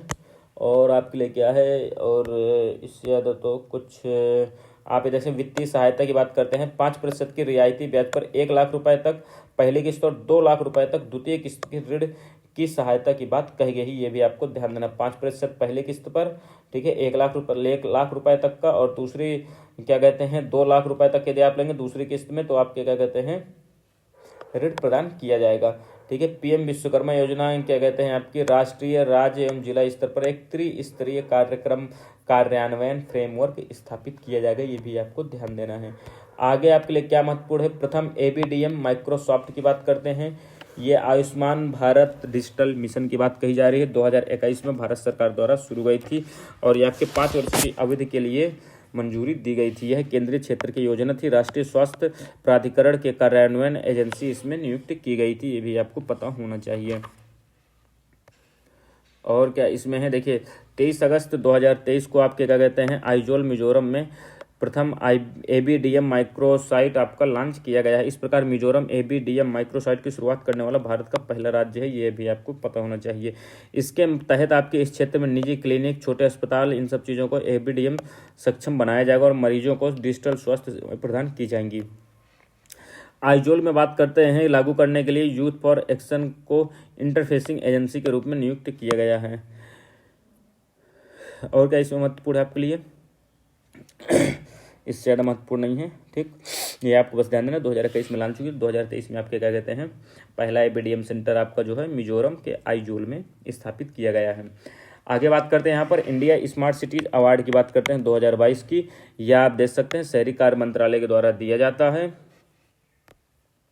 यह आपका लॉन्च कब किया गया था? 2018, 2019, 2020, 2018 से स्टार्ट किया गया है। ठीक है, और आईसीएसई के चौथे संस्करण को अप्रैल 2022 में लॉन्च किया गया था। राष्ट्रीय स्मार्ट सिटी में पहला इंदौर, दूसरा सूरत, तीसरा आगरा, बहुत ही महत्वपूर्ण है। तीसरा आपको ध्यान देना क्योंकि आगरा है इसलिए ये इंपॉर्टेंट है। राज्य पुरस्कार की बात करते हैं, पहला मध्य प्रदेश, दूसरा तमिलनाडु, तीसरा राजस्थान, चौथा उत्तर प्रदेश अपना आता है। चंडीगढ़ को सर्वश्रेष्ठ केंद्र शासित प्रदेश घोषित किया गया है, ये भी आपको ध्यान देना है। अब बात करते हैं अमृत भारत स्टेशन योजना। इसके माध्यम से 1309 रेलवे स्टेशनों को चिन्हित किया गया है। इस पे जो है आपके 156 रेलवे स्टेशन जो है आपके उत्तर प्रदेश से आते हैं, ये भी आपको ध्यान देना है। ठीक है, 6 अगस्त 2023 को आपके क्या कहते हैं अमृत भारत स्टेशन योजना की शुरुआत की जाती है। इस पे जो है देश भर के 508 रेलवे स्टेशन के पुनर्विकास की आधारशिला रख दी जाती है। और टोटल कितने चिन्हित किए गए हैं रेलवे स्टेशन? 1309 चिन्हित किए गए हैं। ठीक, ये 508 रेलवे स्टेशन 27 केंद्र शासित प्रदेशों में विस्तृत है। उत्तर प्रदेश में 55 है, बस आपको इतना जान देना, इससे ज़्यादा आपको याद नहीं करना है। राष्ट्रीय बहुआयामी गरीबी सूचकांक एवं एक प्रगति समीक्षा, यहाँ पे आप बात करते हैं यूएनडीपी द्वारा मानव विकास रिपोर्ट सूचकांक ह्यूमन डेवलपमेंट रिपोर्ट आपके जो क्या कहते हैं वर्ष 2010 में ही शामिल किया गया था। इसमें जो है एमपीआई को मल्टी डायमेंशनल पॉवर्टी इंडेक्स को 2010 में शामिल किया गया था इस पे। ठीक, इसके बात करते हैं हम 12 संकेतकों को इसमें शामिल किया जाता है। नीति आयोग, इसका जो देखिए भारत में जो बहुआयामी गरीबी सूचकांक आती है, इसका जो नोडल एजेंसी है ये आपकी नीति आयोग है, जो आपकी 1 जनवरी 2015 में बनी थी, ये भी आपको ध्यान देना है। इसको आपके उपाध्यक्ष कौन है और आपके इसके जो है सीईओ कौन है, ये आप कमेंट बॉक्स में बताएंगे मुझे। 17 जुलाई 2023 को नीति आयोग द्वारा आप देख सकते हैं national multi dimensional poverty index a progress review 2023 की रिपोर्ट जारी की गई है। यह द्वितीय संस्करण है। प्रथम संस्करण इसका 2021 में आया था। नवीनतम रिपोर्ट आपके NFHS जो है आपकी जो है राष्ट्रीय परिवार स्वास्थ्य सर्वेक्षण 5वां जो आया है 2019 से 2021 के मध्य में, इसी पर आधारित है। ठीक, अब यहाँ पे बात करते हैं जनसंख्या में कमी, गरीबी में जनसंख्या में सबसे ज़्यादा कमी कहाँ आई है? बिहार में आई है 18.13%। ठीक है, मध्य प्रदेश में 15.94, उत्तर प्रदेश में 14.75% की कमी आई है। ठीक है, इस पे देखिए यदि आप देखेंगे शीर्ष 3 राज्य समान अवधि के दौरान बहुआयामी गरीबी से मुक्त हुए लोगों की संख्या की दृष्टि से बात करें, उत्तर प्रदेश में लगभग 3.43 करोड़, इसके बाद बिहार है 2.25 करोड़, मध्य प्रदेश 1.36 करोड़। ठीक, ये 2015-16 से 2019-21 के मध्य की बात की गई है। इस पे लगभग आपके 13.5 करोड़ लोग जो हैं आपकी गरीबी से मुक्त हुए हैं, ये भी आपको ध्यान देना है। ये दोस्तों आपके लिए बहुत मुझे कथन में आपके क्वेश्चन आएंगे, ये आपको ध्यान देना। भारत में 13.5 करोड़, यूपी में आपके 3.43 करोड़। यहाँ पे आप देख सकते हैं 15-16 में आपकी जो है गरीब लोगों की संख्या 24.85 थी परसेंटेज, और 2019-21 में घटकर 14.96% हो गई है। ये भी आपको ध्यान देना। भारत में बहुआयामी रूप से गरीब लोगों की संख्या में 9.89 की कमी देखी गई है। ग्रामीण क्षेत्र में आपके जो 32.59 से घटकर 19.28 रह गई है, और अगर बात करते हैं शहर में तो 8.65% से घटकर 5.27% रह गई है। यहाँ पे देखिए बहुआयामी गरीब वाले शीर्ष 5 राज्य की बात करते हैं। सबसे ज़्यादा गरीबी आपकी बिहार में है, फिर झारखंड, मेघालय, उत्तर प्रदेश आपको चौथे स्थान में आता है, ये आपको ध्यान देना है। और यहाँ पर जनसंख्या में कमी आपकी कितनी आई है गरीबी जनसंख्या में, तो आपके बिहार में सबसे ज़्यादा ही, तीसरे नंबर पर आपको उत्तर प्रदेश से। उत्तर प्रदेश में बात करते हैं तो बहराइच में गरीबी जनसंख्या आपकी कितनी है? 54.44 है, सर्वाधिक है ये। ठीक है, बहराइच में, फिर श्रावस्ती में, बलरामपुर, बदायूं, सीतापुर। और न्यूनतम बात करते हैं तो गाजियाबाद में सबसे कम गरीबी है, फिर इसके बाद लखनऊ में, फिर कानपुर नगर में, ये भी आपको ध्यान देना है। अब आगे बात करते हैं वैभव फेलोशिप योजना। वैभव फेलोशिप योजना की बात करते हैं, ये आप देखेंगे इसका जो फुल फॉर्म है वैश्विक भारतीय वैज्ञानिक। इसका देखिए वैश्विक का VAI, BHA भारतीय का, और V आपका वैज्ञानिक का लिया गया। बड़ा क्रिएटिव ही इसका नाम है वैभव फेलोशिप योजना। यह आपका जो है प्रवासी एवं निवासी भारतीय शोधकर्ताओं एवं शिक्षाविदों का एक आभासी सम्मेलन था। राष्ट्रीय विज्ञान दिवस 28 फरवरी को मनाया जाता है, ये आपको पता होना चाहिए। वैभव कार्यक्रम को 2023 को वैभव फेलोशिप काल 2023 की घोषणा की है। इसका कार्यान्वयन आपका जो है नोडल एजेंसी थी विज्ञान एवं प्रौद्योगिकी विभाग। ठीक, इस पे और कुछ महत्वपूर्ण नहीं है आपके लिए। इसके बाद बात करते हैं माहिर की। माहिर की बात करते हैं तो mission on advanced and high impact research की बात हो रही है। इसका फुल फॉर्म है, ये आपको ध्यान देना है। जून 2023 में mission on advanced and high impact research की बात करते हैं। माहिर एक राष्ट्रीय मिशन है। ठीक है, माहिर का शुभारंभ आपके केंद्रीय विद्युत मंत्रालय और नवीकरणीय ऊर्जा मंत्रालय के द्वारा किया गया है। 5 वर्ष की प्रारंभिक अवधि के लिए तैयार किया गया है 2023-24 से लेकर 2027-28 के मध्य में। और इसमें क्या महत्वपूर्ण है आपके लिए, इसका उद्देश्य क्या है? भारत को उन्नत विद्युत प्रौद्योगिकी हेतु एक विनिर्माण केंद्र बनाना है, ये इसकी आपकी क्या कहते हैं उद्देश्य है। मिशन की संरचना की बात करते हैं, इस पर शीर्ष समिति होगी, इसके बाद तकनीकी समिति होगी। इस मिशन का सचिवालय, ये आपको ध्यान देना, इस मिशन का सचिवालय आपका CPRI बेंगलोर में रहेगा। ठीक है, ये आपको ध्यान देना है। आगे बात करते हैं राज्य खाद्य सुरक्षा सूचकांक, मोस्ट इंपॉर्टेंट है ये भी। ठीक है, विश्व खाद्य सुरक्षा दिवस कब मनाया जाता है? तो आप देख सकते हैं 7 जून को मनाया जाता है, ये भी आपको पता होना चाहिए। 7 जून 2023 को स्वास्थ्य एवं परिवार कल्याण मंत्री कौन है? आपके मनसुख मांडविया जी हैं। इन्होंने स्टेट फूड सेफ्टी इंडेक्स आपका जारी किया है, ये 5वां संस्करण है। इस पे टॉप के कौन है? केरल है। पहले आपका जो 2000 इससे पहले आया था उस पर आपका तमिलनाडु था, इसलिए आपको ध्यान देना है। इस बार केरल है पहले नंबर पर। यूपी की बात करते हैं तो 5वें नंबर पर ही, ये आपको ध्यान देना है। शीर्ष में 3 छोटे राज्यों की बात करते हैं तो पहले में गोवा है, ये भी आपको ध्यान देना है। उस बार आपका कौन था? जम्मू एंड कश्मीर आया था। ठीक है, छोटे राज्यों में आपका कहते हैं 14.5 अंकों से मिजोरम अंतिम स्थान पर है। अब देखिए केंद्र शासित प्रदेश की बात करते हैं, टॉप में कौन है? जम्मू एंड कश्मीर है। ठीक है। दूसरे नंबर पर दिल्ली है, तीसरे में चंडीगढ़ है। और इसके बाद अब आगे हम बात करते हैं निष्पादन ग्रेडिंग सूचकांक, इसको क्या कहते हैं, पीजीआई, परफॉर्मेंस ग्रेडिंग इंडेक्स। ठीक, इस पे जो है स्कूल शिक्षा और साक्षरता विभाग ने स्कूल शिक्षा के क्षेत्र में परिवर्तनकारी बदलाव को प्रेरित करने के लिए निष्पादन ग्रेडिंग सूचकांक को डिजाइन किया है। ठीक है, यहाँ पर जो आप देख सकते हैं पीजीआई जो है आपका स्टार्ट कब हुआ था, पीजीआई को जो है 2019 में आपको क्या कहते हैं, ये सबसे पहले सूचकांक लाया गया था 2019 में। पीजीआई 2.0 के माध्यम से रैंकिंग के बजाय ग्रेडिंग प्रदान की जाएगी, यहाँ पर यह बात कही गई है। पीजीआई 2.0 के तहत राज्यों एवं केंद्र शासित प्रदेशों को 10 ग्रेडों में विभक्त किया गया है। उच्चतम ग्रेड दक्ष जो कि 1000 अंकों का, ये चीज़ उतनी महत्वपूर्ण है, बस आपको ध्यान देना है ये शिक्षा से संबंधित है। ठीक है, और आपके लिए क्या महत्वपूर्ण है, बस इतना ही है, और कुछ इसमें खास महत्वपूर्ण नहीं, आपको यह ध्यान देना है। यहाँ पर देखिए ग्रेड में आप देखिए पीजीआई 2.0 में प्राप्त ग्रेड की बात करते हैं, दक्ष में कोई नहीं आया है, उत्कर्ष में भी कोई नहीं आया है। ठीक है, अति उत्तम में भी कोई नहीं है, उत्तम भी कोई नहीं है, सीधा पूरे चेस्ट में आपका चंडीगढ़ और पंजाब है, ये आपको ध्यान देना है।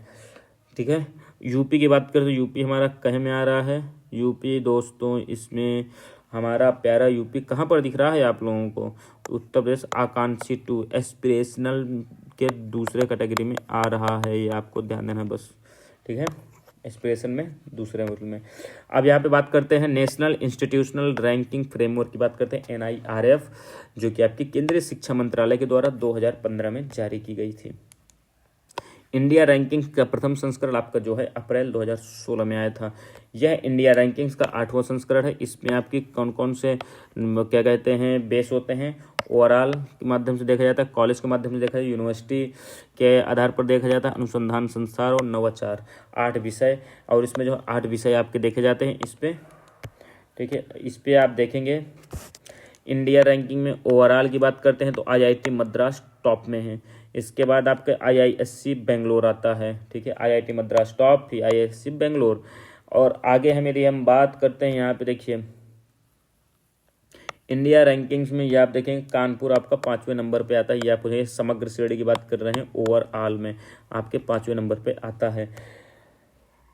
देखिए अब यहाँ पे बात करते हैं हम विश्वविद्यालय श्रेणी में आपको किससे मिला है, IISc बेंगलोर को मिला है। कॉलेज श्रेणी में मिरांडा हाउस, ये आपको ध्यान नहीं देना है। अनुसंधान श्रेणी में रिसर्च में IISc बेंगलोर है। ठीक है, नवाचार में देखिए आप ना IIT कानपुर है, ये आपको ध्यान देना है। अभियांत्रिकी इंजीनियरिंग में IIT मद्रास से है, ये क्या आपको पता है। मैनेजमेंट IIM अहमदाबाद ही रहता है। चिकित्सा में एम्स दिल्ली है। बस इतना ही आपके लिए महत्वपूर्ण, इससे ज़्यादा महत्वपूर्ण नहीं है। ठीक है, विधि में आपका बेंगलोर का है, रुड़की है, इसके बाद बस हो गया, और कुछ इंपॉर्टेंट नहीं है। आपको जो मैंने यहीं पर बताए हैं 3-4, ये आपको ध्यान देना है।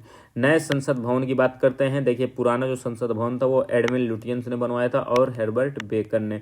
ठीक है, सेंट्रल विस्टा कॉम्प्लेक्स की परिकल्पना की थी। इसका उद्घाटन कब किया गया था, 1931 में किया गया था। ठीक है, यहाँ पर संसद भवन नॉर्थ एंड साउथ ब्लॉक एवं अभिलेख कारागार था, बाद में राष्ट्रीय अभिलेखागार के रूप में नामित किया गया था। यहाँ पे 28 मई 2023 को नए संसद भवन का उद्घाटन किया गया। ये डेट याद रखिएगा, 28 मई 2023 को नए संसद भवन का उद्घाटन किया गया है। इस अवसर पर प्रधानमंत्री मोदी ने 75 रुपये का सिक्का और स्मारक डाक टिकट भी जारी किए गए हैं। इस पर क्या किया गया है, स्पीकर की कुर्सी के बगल में ही पवित्र सिंगोल को स्थापित किया गया है। नए संसद भवन की डिजाइन आपकी कहते हैं एक आर्किटेक्चर फर्म है, कौन सी है ये, HCP designing planning and management limited है, ये आपको ध्यान देना है। ये त्रिभुजाकार बनाया गया है, ये भी आपको ध्यान देना है, और 4 मंजिला है। नए संसद भवन लगभग 64,500 वर्ग मीटर में फैला हुआ है। इस भवन के 3 द्वार हैं, ज्ञान द्वार, शक्ति द्वार, कर्म द्वार। ये महत्वपूर्ण है ये पॉइंट। लोकसभा के लिए 888 सीटों की उपलब्धता है और आपके राज्यसभा हॉल के लिए 384 सीटों की उपलब्धता है। नए संसद भवन में लोकसभा का आंतरिक हिस्सा राष्ट्रीय पक्षी मोर पर आधारित है। नए संसद भवन में जो है आपका गए तो लोकसभा का जो आंतरिक हिस्सा है वो राष्ट्रीय पक्षी मोर पर आधारित है। और राज्यसभा की बात करते हैं राष्ट्रीय पुष्प कमल पर आधारित है। इसके साथ ही नए संसद भवन के प्रांगण में जो है राष्ट्रीय वृक्ष बरगद भी स्थित है। संसद भवन में आपको कहते हैं सेंगोल की जो स्थापना की गई है स्पीकर के बगल में, स्पीकर की कुर्सी के बगल में। या देखिए 14 अगस्त 1947 को भारत की स्वतंत्रता की पूर्व संध्या पर यह सेंगोल का निर्माण किया गया था। इस सेंगोल को एक तमिल अधिनियम द्वारा पंडित जवाहरलाल नेहरू को सौंपा गया था, जो कि आपके अंग्रेजों से भारत को सत्ता हस्तांतरण का प्रतीक था। नेहरू को जो प्राप्त सेंगोल मिली थी यह आपकी 5 फीट थी और उस पर सोने की परत चढ़ाई गई थी। 14 अगस्त 1947 को सेंगोल को प्राप्त करने के बाद इसे इलाहाबाद संग्रहालय में रख दिया गया था, इलाहाबाद संग्रहालय में। ठीक, 28 मई 2023 को प्रधानमंत्री मोदी जी ने इसे राजदंड के रूप में स्थापित किया गया है। ठीक है, सेंगोल के शीर्ष पर भगवान शिव के जो है पवित्र बैल जो है आपके नंदी जी हैं, ये आपके बैठे हैं नंदी जी। ठीक है, सेंगोल में ऊपर। और इसका इतिहास की बात करते हैं तो इसे चोल राजाओं के शासनकाल के दौरान हाई प्रीस्ट के माध्यम से सेंगोल को एक राजा से दूसरे राजा को सौंपा जाता था। सेंगोल की स्वीकृति उत्तरदायित्व के साथ शासन के अधिकार को प्रदर्शित करती है। उड़ान 5.2 की बात करते हैं हम। सबसे पहले 2016 में नेशनल सिविल एविएशन पॉलिसी की घोषणा की गई थी। इसी के माध्यम से उड़ान योजना भी आई थी। उड़े देश का आम नागरिक इसका फुल फॉर्म था। अप्रैल 2017 में आई थी ये उड़ान, जो है शिमला से दिल्ली के बीच में स्टार्ट की गई थी। अब तक इसके 4 चरण आ चुके हैं और ये आपका जो है 5.2 आया है, 5.2। ठीक, इस चरण में आपको जो है, और इसमें मुझे कुछ खास उतना महत्वपूर्ण नहीं लग रहा है, ये आपको ध्यान देना है। हेली शिखर सम्मेलन जो है आपका, जो इसका आयोजन मध्य प्रदेश सरकार, परवन हंस लिमिटेड और फिक्की द्वारा संयुक्त रूप से किया गया था, ये आपको ध्यान देना है। ठीक है, हेली शिखर सम्मेलन कहाँ हुआ था? खजुराहो में। ठीक, खजुराहो में हुआ था, ये आपको ध्यान देना है। कर्नाटक विधानसभा चुनाव की बात करते हैं हम। कर्नाटक विधानसभा में कुल 224 सीटें हैं, इसमें 36 सीटें, ये महत्वपूर्ण नहीं है, बस आपको ध्यान, 224 सीटें हैं यहाँ पर। ठीक है, यहाँ पे कर्नाटक के मुख्यमंत्री कौन बनते हैं? कांग्रेस के सिद्धारमैया बनते हैं, ये आपको ध्यान देना है।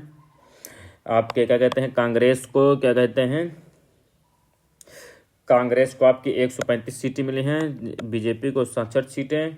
ये आपको 2 चीज़ें ध्यान देनी, यानी कांग्रेस यहाँ पे पार्टी आपकी विजयी होती है और सिद्धारमैया आपके क्या कहते हैं, सीएम बनते हैं। ऑपरेशन समुद्रगुप्त की हम बात करते हैं यहाँ पर जो है दोस्तों, नारकोटिक्स कंट्रोल ब्यूरो के द्वारा इसकी ऑपरेशन समुद्रगुप्त की शुरुआत की गई है। इस पर क्या कहा गया, नशीले पदार्थों को तस्करी को रोकने की बात कही गई है। एनसीबी ने जो है यहाँ पर मेथेम्फेटामाइन की जो है जब्त किया गया है। ठीक है, एनसीबी के द्वारा। यह देश की किसी भी ड्रग निरोधक एजेंसी के द्वारा नशीले पदार्थों की सबसे बड़ी जब्ती है। ये आपको, यह जब्ती आपकी ऑपरेशन समुद्रगुप्त के तहत की गई है। यह एक जो है मेथेम्फेटामाइन जो है ये आपका अत्यधिक व्यसनकारी उत्तेजक है और ये जो है आपके सेंट्रल नर्वस सिस्टम को प्रभावित करता है। यह क्या करता है, डोपामाइन की मात्रा को बढ़ा देता है। डोपामाइन क्या काम करता है, ये मोटिवेशन, शारीरिक गतिविधि और अभिप्रेरण को बढ़ावा देता है, उसके लिए उत्तरदायी होता है। ठीक है, और यहाँ पर देखिए, यह आपको पता होगा गोल्डन क्रिसेंट और आपका क्या कहते हैं, वो ट्रायंगल, आप क्या कहते हैं, गोल्ड ट्रायंगल। ठीक है, भारत में जो है आपका, जैसे देखिए ये आपका भारत है, नीचे का एरिया, इधर आपका जो है गोल्डन, आप क्या कहते हैं, अफीम यानी मादा पदार्थ जो है बहुत पाए जाते हैं, मादक पदार्थ। और यहाँ पर ये आप देख सकते हैं पूर्व में, आपको जो पूर्व में जो है गोल्डन ट्रायंगल देखने को मिलता है और पश्चिम में इधर जो है गोल्डन क्रिसेंट, ये गोल्डन क्रिसेंट है, ये आपका गोल्डन ट्रायंगल है। पूर्व में गोल्डन ट्रायंगल, पश्चिम में गोल्डन क्रिसेंट। आपको जो क्या कहते हैं, गोल्डन ट्रायंगल की बात करते हैं। गोल्डन ट्रायंगल में यहाँ पर जो है दोस्तों आप लोगों की थाईलैंड आता है, थाईलैंड हो गया। आपके पूर्व में म्यांमार और लाओस है, यहाँ पर थाईलैंड है, म्यांमार है और लाओस है। और यहाँ पे बात करते हैं अफगानिस्तान है, पाकिस्तान है और आपका ईरान आते हैं। ठीक है, ये आपको ध्यान देना है। पहला भारतीय वायुसेना विरासत केंद्र की बात करते हैं, यह आपका इसकी स्थापना कहाँ, चंडीगढ़ में की जा रही है, ये आपको ध्यान देना है। राजनाथ सिंह ने इसका उद्घाटन किया है और ये चंडीगढ़ में की गई है, ये भी आपको ध्यान देना है। आप बताइए कि आप बताइए यहाँ पर वायुसेना दिवस कब मनाया जाता है, ये आप मुझे बताएंगे कमेंट बॉक्स में। मणिपुर हिंसा की बात कर लेते हैं। मणिपुर में देखिए 16 जिले हैं। अब मणिपुर जो है आप लोगों का जो है नागालैंड, असम, मिजोरम के साथ सीमा साझा करता है। और आपका जो मणिपुर है मणिपुर म्यांमार के साथ अंतर्राष्ट्रीय सीमा भी साझा करता है। मणिपुर आमतौर पर घाटी और पहाड़ी जिलों में विभाजित निकाय हैं। पहाड़ी जिलों की संख्या 5 है और राज्य के 90% क्षेत्र को आच्छादित करती है। यहाँ पे बात करते हैं जातीय समूह के। देखिए, मैतेई समूह है, नागा समूह है और कुकीचेन समूह है। मैतेई समुदाय आपके घाटी जिले में रहते हैं, जबकि नागा और कुकीचीन जनजातियां पहाड़ी में रहती है। आपको ध्यान, नागा, कुकीचीन और आपकी मैतेई आपकी मणिपुर में जनजातियां पाई जाती हैं। मणिपुर उच्च न्यायालय ने क्या किया है, यहाँ पर एसटी यानी आपके मैतेई को समुदाय को जो है एसटी में क्या कहते हैं, निर्देश दिया था एसटी में दर्जा देने के लिए। लेकिन इसमें होता क्या है, इसके कारण से ओबीसी या एससी में वर्गीकृत किया गया है इसके वर्तमान में, ठीक है, मैतेई को। लेकिन इन्हें क्या कहा गया है, एसटी में कहा गया है कि भेजने की बात कही गई है। इसके कारण होता क्या है, यहाँ पर ऑल ट्राइबल स्टूडेंट यूनियन जो मणिपुर है, ये जनजातीय एकजुटता रैली निकालती है, जिसके परिणाम स्वरूप यहाँ पर हिंसा भड़क जाती है। 1949 में जब मणिपुर भारत में शामिल हो जाता तो मैतेई को जनजाति के रूप में मान्यता दी गई थी, परंतु जो है यहाँ पर 1950 में जो आपका आदेश आता है उसके माध्यम से इनका यह दर्जा छिन जाता है, ठीक है। यहाँ पे देखिए आयोग के गठन की बात कही गई है। आयोग में आपके कहते हैं अजय लांबा जी इस आयोग के अध्यक्ष हैं। ये आपको ध्यान देना, मणिपुर हिंसा के लिए जो जांच आयोग बैठा है उसके अध्यक्ष कौन है, अजय लांबा जी हैं। और इसमें शेखर दास और आलोक प्रभाकर जी भी हैं, ये आपको ध्यान देना है, ठीक है। मणिपुर में शांति समिति का गठन किया गया है। मणिपुर में शांति समिति के लिए राज्यपाल यहाँ की अनसुईया उइके मणिपुर की, ठीक है। और इसमें आपके मुख्यमंत्री एन बीरेन सिंह और सभी सदस्य शामिल है, ये भी आपको ध्यान देना है। और यहाँ पे क्या महत्वपूर्ण है, मणिपुर में शांति समझौते की बात करते हैं। 29 नवंबर 2023 को आपके कहते हैं यूनाइटेड नेशनल लिबरेशन फ्रंट के साथ एक शांति समझौता की बात कही गई है। यह प्रथम अवसर है जब घाटी स्थित मणिपुर का कोई हथियारबंद समूह हिंसा छोड़कर मुख्यधारा में लौटने के लिए सहमत हो गया है। ये यूएनएलएफ जो है आपका मणिपुर का सबसे पुराना हथियारबंद समूह है। ये यूएनएलएफ का गठन जो है 1964 में होता है। राष्ट्रीय विनिर्माण नवोन्मेष सर्वेक्षण की बात करते हैं। नेशनल मैन्युफैक्चरिंग इनोवेशन सर्वे, ये आपका जो है क्या कहते हैं 2011 में संचालित किया गया था, ये भी आपको ध्यान देना है। इसके माध्यम से फर्म स्तरीय पर होता है और आपका क्या कहते हैं सेक्टोरियल सिस्टम ऑफ इनोवेशन के तहत भी होता है। इस सूचकांक में आपके क्या कहते हैं 28 राज्य और 6 केंद्र शासित प्रदेश शामिल किए जाते हैं। अब आगे हम इसमें क्या कहते हैं एक अलग पीडीएफ देखेंगे। एक सेकेंड दोस्तों, ये आपकी आ गई। अब यहाँ पर हम लोग इसे और देख लेंगे। इतना आपका थोड़ा सा और बचा है, 8-9 पन्ने और बचे हैं, इसके बाद आपका समाप्त हो जाएगा। बड़े राज्यों में आप देखेंगे, रैंकिंग की बात करता हूँ, पहले नंबर पर कर्नाटक है, ठीक है। यहाँ पर दूसरे नंबर पर तेलंगाना है। पहाड़ी राज्यों में उत्तराखंड है, ये आपके लिए उतना महत्वपूर्ण है। उत्तर प्रदेश 8वें स्थान पर, ये आपको ध्यान देना है। भारत में जल निकायों की प्रथम गणना की गई है। वर्तमान में भारत में विश्व की लगभग 18% जनसंख्या निवास करती है, ठीक है, लगभग 70.7% के आसपास है। और लेकिन यहाँ पर विश्व वैश्विक जो ग्लोबल जल संसाधन की बात करते हैं तो मात्र 4% ही भारत में विद्यमान है, ये आपको ध्यान देना है। भारत में जल निकायों की गणना पहली बार की गई है, ये आपको ध्यान, क्योंकि पहली बार तो ध्यान इसका रिपोर्ट ये कौन जारी की, इसने केंद्रीय जल शक्ति मंत्रालय के द्वारा जारी की गई है, ये आपको ध्यान देना है। और यहाँ पर क्या है, देश में कुल ये आप देख सकते हैं इकाई, दहाई, सैकड़ा, हजार, 10,000, लाख, 10 लाख, 24 लाख 24,540 24 लाख है लगभग, 24.24 आप ध्यान दीजिए, 24.24 लाख बस होगा, इतना ध्यान दे लीजिए, ठीक है। जिसमें से 23,55,055 है जो 97.1% ग्रामीण क्षेत्र में है और 2.9% मात्र शहरी क्षेत्रों में है। जल निकाय की बात करते हैं, सर्वाधिक कहाँ पर है, तो पहला आपका पश्चिम बंगाल है, दूसरे में उत्तर प्रदेश, ये आपको ध्यान देना, पहला पश्चिम बंगाल, दूसरे में आपका उत्तर प्रदेश आता है, ठीक है, ये आप देख सकते हैं। कुल जल निकायों में 78% मानव निर्मित है और 22% प्राकृतिक हैं, एक। और आगे बात करते हैं, जल बजट तैयार करने वाला पहला राज्य आपका केरल है, ये आपको जानकारी होनी चाहिए। केरल के मुख्यमंत्री पिनराई विजयन है, ठीक है। वाटर बजट इन्होंने अपनाया है, ये आपको ध्यान देना। देखिए यूएन वाटर कॉन्फ्रेंस की बात करते हैं, इसकी मेजबानी आपकी किसने की, तजाकिस्तान और नीदरलैंड के द्वारा की गई है। ये आपके क्या कहते हैं 22 से 24 मार्च 2023 में अपनाएंगे। 1977 में आपका ये स्टार्ट होता है। जल है तो द्वितीय संयुक्त राष्ट्र सम्मेलन है 1977 के बाद में, ये आपको ध्यान देना है। बाद में ये दूसरा है तजाकिस्तान और नीदरलैंड द्वारा ये आपके क्या कहते हैं आयोजित किया गया है। राष्ट्रीय चिकित्सा उपकरण नीति 2023 आपकी जारी की गई है। इस पर निम्नलिखित रूप से वर्गीकृत किया गया है। इलेक्ट्रॉनिक उपकरण, ये सब चीजें हैं। 4 चिकित्सा उपकरण पार्क स्थापित किए जाएंगे। कहाँ कहाँ? भारत सरकार के सहयोग से हिमाचल प्रदेश, मध्य प्रदेश, तमिलनाडु, उत्तर प्रदेश में। ये आपको ध्यान देना है। उत्तर प्रदेश में भी राष्ट्रीय चिकित्सा उपकरण पार्क यहाँ पे स्थापित किया जाएगा, ये आपको ध्यान देना है।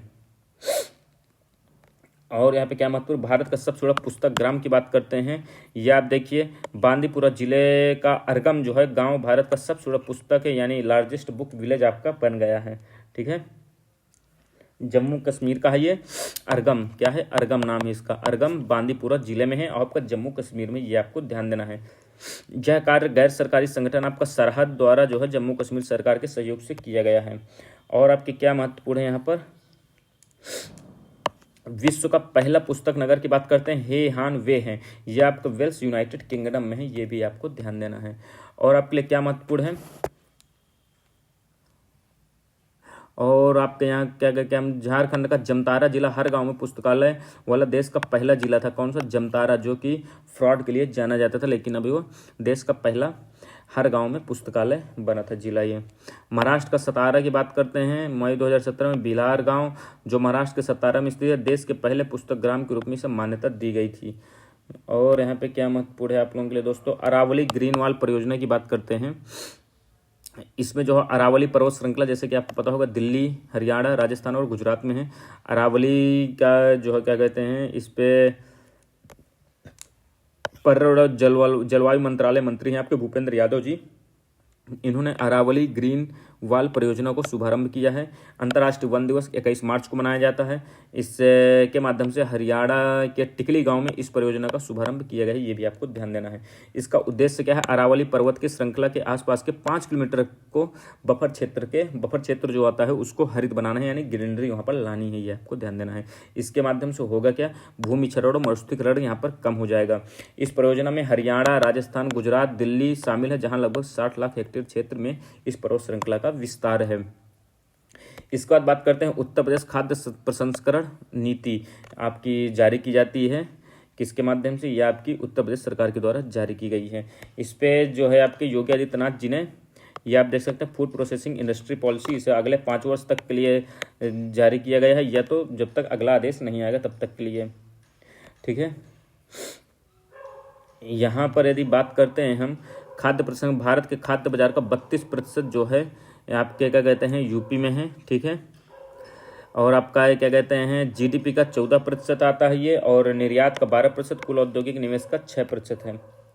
ठीक है, वर्तमान में खाद्य प्रसंस्करण उद्योग फूड प्रोसेसिंग में आपके उत्तर प्रदेश की हिस्सेदारी 6% है। इसे जो है 20% तक ले जाने की क्या कहते हैं कोशिश की जा रही है, ये आपको ध्यान देना है।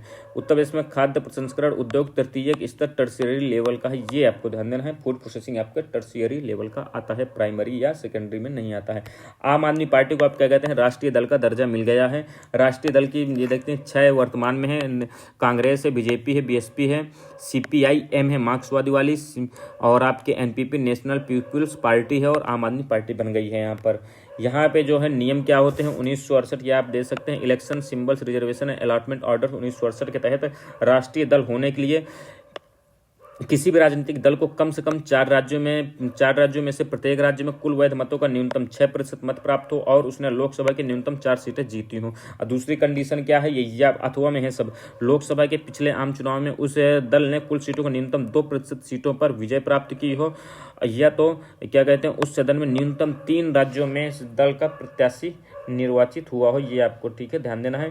उस राजनीतिक दल को 4 या अधिक राज्यों में राज्य स्तरीय स्टेट पार्टी यानी मिला हो उसे। ठीक है, उपयुक्त शर्तों में से किसी एक शर्त को पूरा कर लेने पर उस राजनीतिक दल को राष्ट्रीय दल का दर्जा मिल जाता है। ठीक है, यहाँ पर आम आदमी पार्टी को राष्ट्रीय दल मिल गया है। और यहाँ पे यह आपको ध्यान देना है, तृणमूल कांग्रेस जो है आपकी ममता बनर्जी की, और CPI जो है, और आपकी NCP राष्ट्रीय दल का जो है राष्ट्रीय दल का दर्जा जो है इनसे वापस हो गया। वर्तमान में राष्ट्रीय दल 6 हैं, ये आपको ध्यान देना है।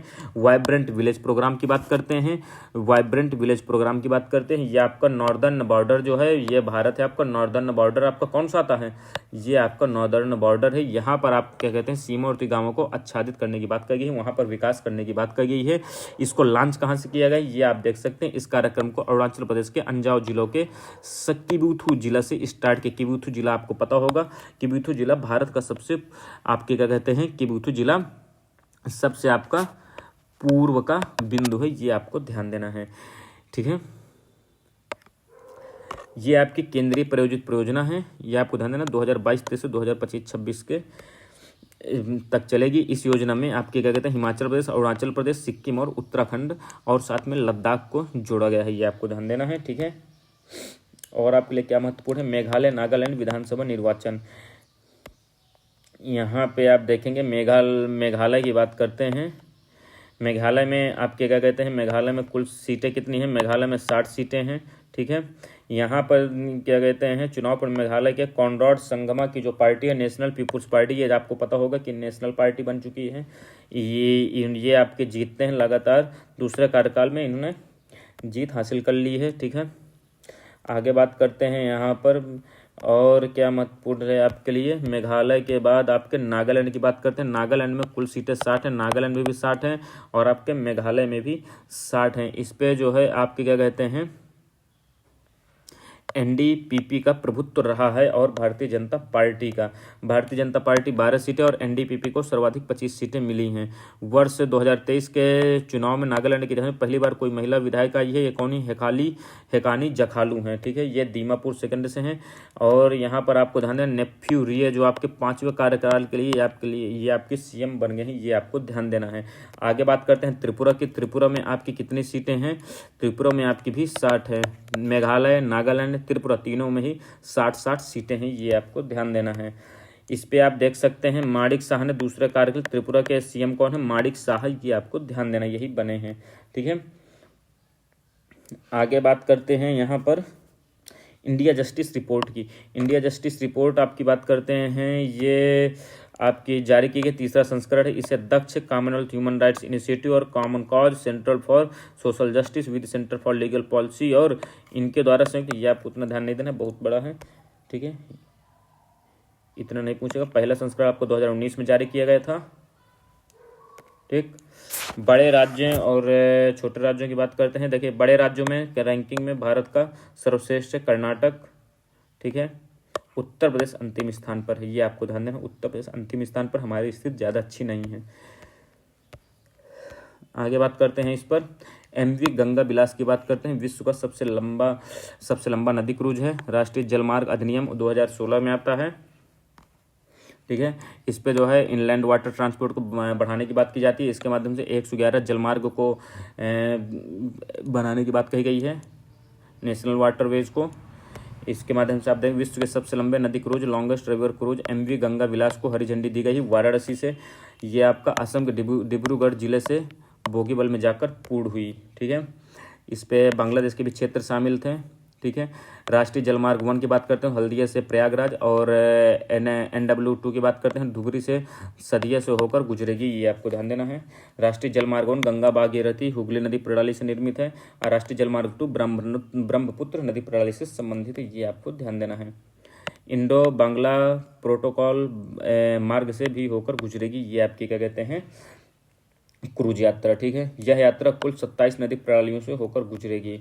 ठीक है, गंगा विलास क्रूज सेवा निजी संचालक मेसार्स अंतारा रिवर क्रूज द्वारा संचालित की जा रही है। इसकी लंबाई की बात करते हैं गंगा विलास पोत की, तो यह आपकी 62.5 मीटर है। ठीक है, और यहाँ पर आगे क्या महत्वपूर्ण है, केरल उच्च न्यायालय क्षेत्रीय भाषा में निर्णय देने वाला। केरल में आपको केरल हाई कोर्ट है। केरल हाई कोर्ट ने जो है मलयालम में भी आपके क्या कहते हैं निर्णय देने की बात कही है, ये आपको ध्यान देना है। 22 क्षेत्रीय भाषाएं हैं, ये 8वें शेड्यूल में आती हैं, बस आपको इतना ध्यान देना है। ठीक है, और आगे क्या महत्वपूर्ण है आपके लिए, बस वो इतना ही महत्वपूर्ण है, इसके जिससे ज़्यादा नहीं ध्यान देना। आप केरल उच्च न्यायालय के मुख्य न्यायाधीश कौन है, एस मणिकुमार हैं, ये आपको ध्यान देना है। ठीक है, हुबली जंक्शन की बात करें विश्व का सबसे लंबा ये आपका रेलवे प्लेटफॉर्म बन गया है हुबली। इसके पहले कौन था, गोरखपुर था। ठीक है, हुबली आपके क्या कहते हैं कर्नाटक में है। इसकी लंबाई आपकी कितनी है, 1507 किलोमीटर है। ठीक है, इसके पहले आपको गोरखपुर था, गोरखपुर की लंबाई कितनी थी आप बताइए। यहाँ पे देख सकते हैं 1366 मीटर थी गोरखपुर की, हुबली की हो गई है 1507 मीटर। विदिशा की बात करते हैं 5G तकनीक लागू करने वाला पहला आकांक्षी जिला है। विदिशा आपका है कहाँ, विदिशा की यदि हम बात करते हैं, ये आप देख सकते हैं विदिशा स्टार्टअप द्वारा, विदिशा स्टार्टअप है ये एक, इसने जो है 5G मामलों के जमीनी स्तर पर तैनाती करने वाला भारत का पहला आकांक्षी जिला बन गया है। विदिशा आपका जो है मध्य प्रदेश का आकांक्षी जिला है। कोल्लम जो है भारत का पहला साक्षर जिला है, ये आपको ध्यान देना। कोल्लम आपका क्या कोल्लम की बात करते हैं हम, कोल्लम की बात करते हैं आगे। इसमें देखते हैं कोल्लम आपका कहाँ है, केरल के कोल्लम में है, केरल में है। भारत का पहला संविधान साक्षर जिला है ये, ठीक है। और इसमें क्या हमें बस आपको इतना ही ध्यान देना है, ठीक है। राष्ट्रीय ग्रीन हाइड्रोजन मिशन की बात करते हैं 2047 तक के लिए, 2047 तक एनर्जी इंडिपेंडेंट बनाना है, यानी हमें इंपोर्ट नहीं करना है एनर्जी को, हमें खुद से बनाना है। और साथ में इस पे एक और लक्ष्य 2070 तक हमको नेट जीरो कार्बन उत्सर्जित करना है, यानी कार्बन का उत्सर्जन नहीं करना है, ना के बराबर शून्य उत्सर्जन करना है, ठीक है। नेशनल ग्रीन हाइड्रोजन मिशन से वर्ष 2030 तक के लिए निम्न संभावित परिणाम अपेक्षित हैं, यानी 125 गीगावाट की रिन्यूएबल एनर्जी के माध्यम से हम यहाँ पर उत्पादन करने वाले कम से कम 5 मिलियन मीट्रिक टन की हरित हाइड्रोजन उत्पादन क्षमता को विकसित करना है। 8 लाख करोड़ से अधिक निवेश करना है, 6 लाख से अधिक लगभग आपके रोजगार, ये सब चीज़ें हैं। उद्देश्य की बात हो गई यहाँ पर, ठीक है। बस वो इतने आपको ध्यान देना है। वायनाड जो है सभी जनजातीय लोगों के लिए बुनियादी दस्तावेज प्रदान करने वाला पहला आपका क्या कहते हैं जिला है। यहाँ पे आप देख सकते हैं Akshay big campaign for development designation नामक अभियान केरल के वायनाड जिले प्रशासन के द्वारा जारी किया गया था। इन दस्तावेजों को डिजी लॉकर के माध्यम से डिजिटलीकृत किया गया है, ये आपको ध्यान देना है, ठीक है। वायनाड के आप बताइए सांसद कौन है, बहुत ही खबरों में रहते हैं, आप जानते हैं उन नेता का नाम, ठीक है। और यहाँ पर क्या महत्वपूर्ण है, भारत का सबसे बड़ा तरल अपशिष्ट उपचार यंत्र आपका जो है आपका यहाँ पर किसे कहते हैं, तरल अपशिष्ट वर्षा जल अपवाह और मानव गतिविधियों से उत्पन्न जल का दूषित रूप ही जो आपका सीवेज कहलाता है, ठीक है। तिरुपति नगर निगम ने क्या किया है, फाइटोरॉइड तकनीक पर आधारित देश के सबसे बड़े तरल अपशिष्ट उपचार यंत्र का उद्घाटन किया है। किसने, तिरुपति नगर निगम में, जो कि आपके आंध्र प्रदेश के हैं, ठीक है। इस संयंत्र को तिरुपति स्थित जो विनायक सागर झील के जल के पुनः उपयोग के उद्देश्य से इसे बनाया जा रहा है, जो कि विनायक सागर झील है, ये आपको ध्यान देना है। विनायक सागर झील भी आपसे पूछा जा सकता है कि कहाँ पर है, तो आपको ध्यान देना है आंध्र प्रदेश के तिरुपति में स्थित है, ठीक है। और आपके लिए क्या महत्वपूर्ण है, और आपके लिए इसके बाद देखिए हाउसिंग सोसाइटी के लिए भारत पहला सौर संयंत्र के यहाँ एशिया का सबसे बड़ा सीवर उपचार प्लांट की बात करते हैं तो देखिए दिल्ली में किया जा रहा है, ठीक है। ये आपको ध्यान देना है। यमुना नदी को इस पर साफ करने की बात कही जा रही है, उसके पानी को दोबारा यूटिलाइज करने की बात कही जा रही है। हाउसिंग सोसाइटी की बात करते हैं, विवेरिया कोमंडियम के मध्य एक मुंबई स्थित आवासीय सोसाइटी विवेरिया कोमंडियम और आपके कहते हैं Tata power renewable energy limited, इनके मध्य एक समझौता हुआ है। इसके में स्वच्छ ऊर्जा की आपूर्ति से संबंधित है। भारत के पहले ग्रुप कैप्टिव सौर संयंत्र की बात कर रही है विवेरिया कॉन्डोमियम आवासीय सोसाइटी के द्वारा, ठीक है। इस सोसाइटी के द्वारा क्या किया जाएगा, 3.125 मेगावाट क्षमता का सौर ऊर्जा संयंत्र की स्थापना की जाएगी। इसका जो है संचालन ये सब चीज़ें यानी सारी चीज़ें आपकी टाटा पावर के द्वारा की जाएंगी, ठीक है। केरल देश का पहला पूर्ण डिजिटलीकृत बैंकिंग राज्य बन जाए, ये आपको ध्यान देना है। केरल में सब बैंक के काम जो है ये डिजिटलीकृत हो गए हैं, ये आपको ध्यान देना है, ठीक है। और दूसरा चीज़ आपको ना केरल का पहला जिला ही था जो त्रिशूर, जो डिजिटल बैंकिंग लागू करने वाला पहला जिला था, ये भी आपको ध्यान देना है, त्रिशूर। स्मार्ट कार्यक्रम की बात करते हैं, scope for main streaming Ayurveda research in teaching professionals, ये इसका फुल फॉर्म है, ये आपको ध्यान देना है, ठीक है। इस पहल के अंतर्गत क्या किया जा रहा है, आयरन की कमी से होने वाले anaemia chronic bronchitis dyslipidemia rheumatoid arthritis मोटापा मधुमेह सोराइसिस में नवीन अनुसंधान को विचारों को बढ़ावा देने की बात कही जा रही है। इस पे जो है स्मार्ट कार्यक्रम को लॉन्च किया गया है। इस कार्यक्रम को आपके कहते हैं NCISM national commission for Indian system of medicine और CCRAS central council for research in Ayurvedic sciences ने संयुक्त रूप से इसे स्टार्ट किया है, ठीक है। इस पे NCISM और CCRAS दोनों ही भारतीय सरकार के आयुष मंत्रालय के अधीन आपकी संस्था ही, ये आपको ध्यान देना है। तो ये आपके लिए दोस्तों महत्वपूर्ण वीडियो, तो मुझे उम्मीद है आपको पसंद आई होगी, ठीक है। अगला वीडियो इसका आएगा जिस पे हम IR देखेंगे, उसमें जो टॉपिक होगा उसको हम कंप्लीट करेंगे। मुझे उम्मीद है ये 1 या 1.5 घंटे की वीडियो होगी, उस पर आपका पूरा नेशनल न्यूज़ आपकी कवर कर देंगे। इनसे आप 1 या 2 बार देख लेंगे, आपकी पूरा कंप्लीट होगा।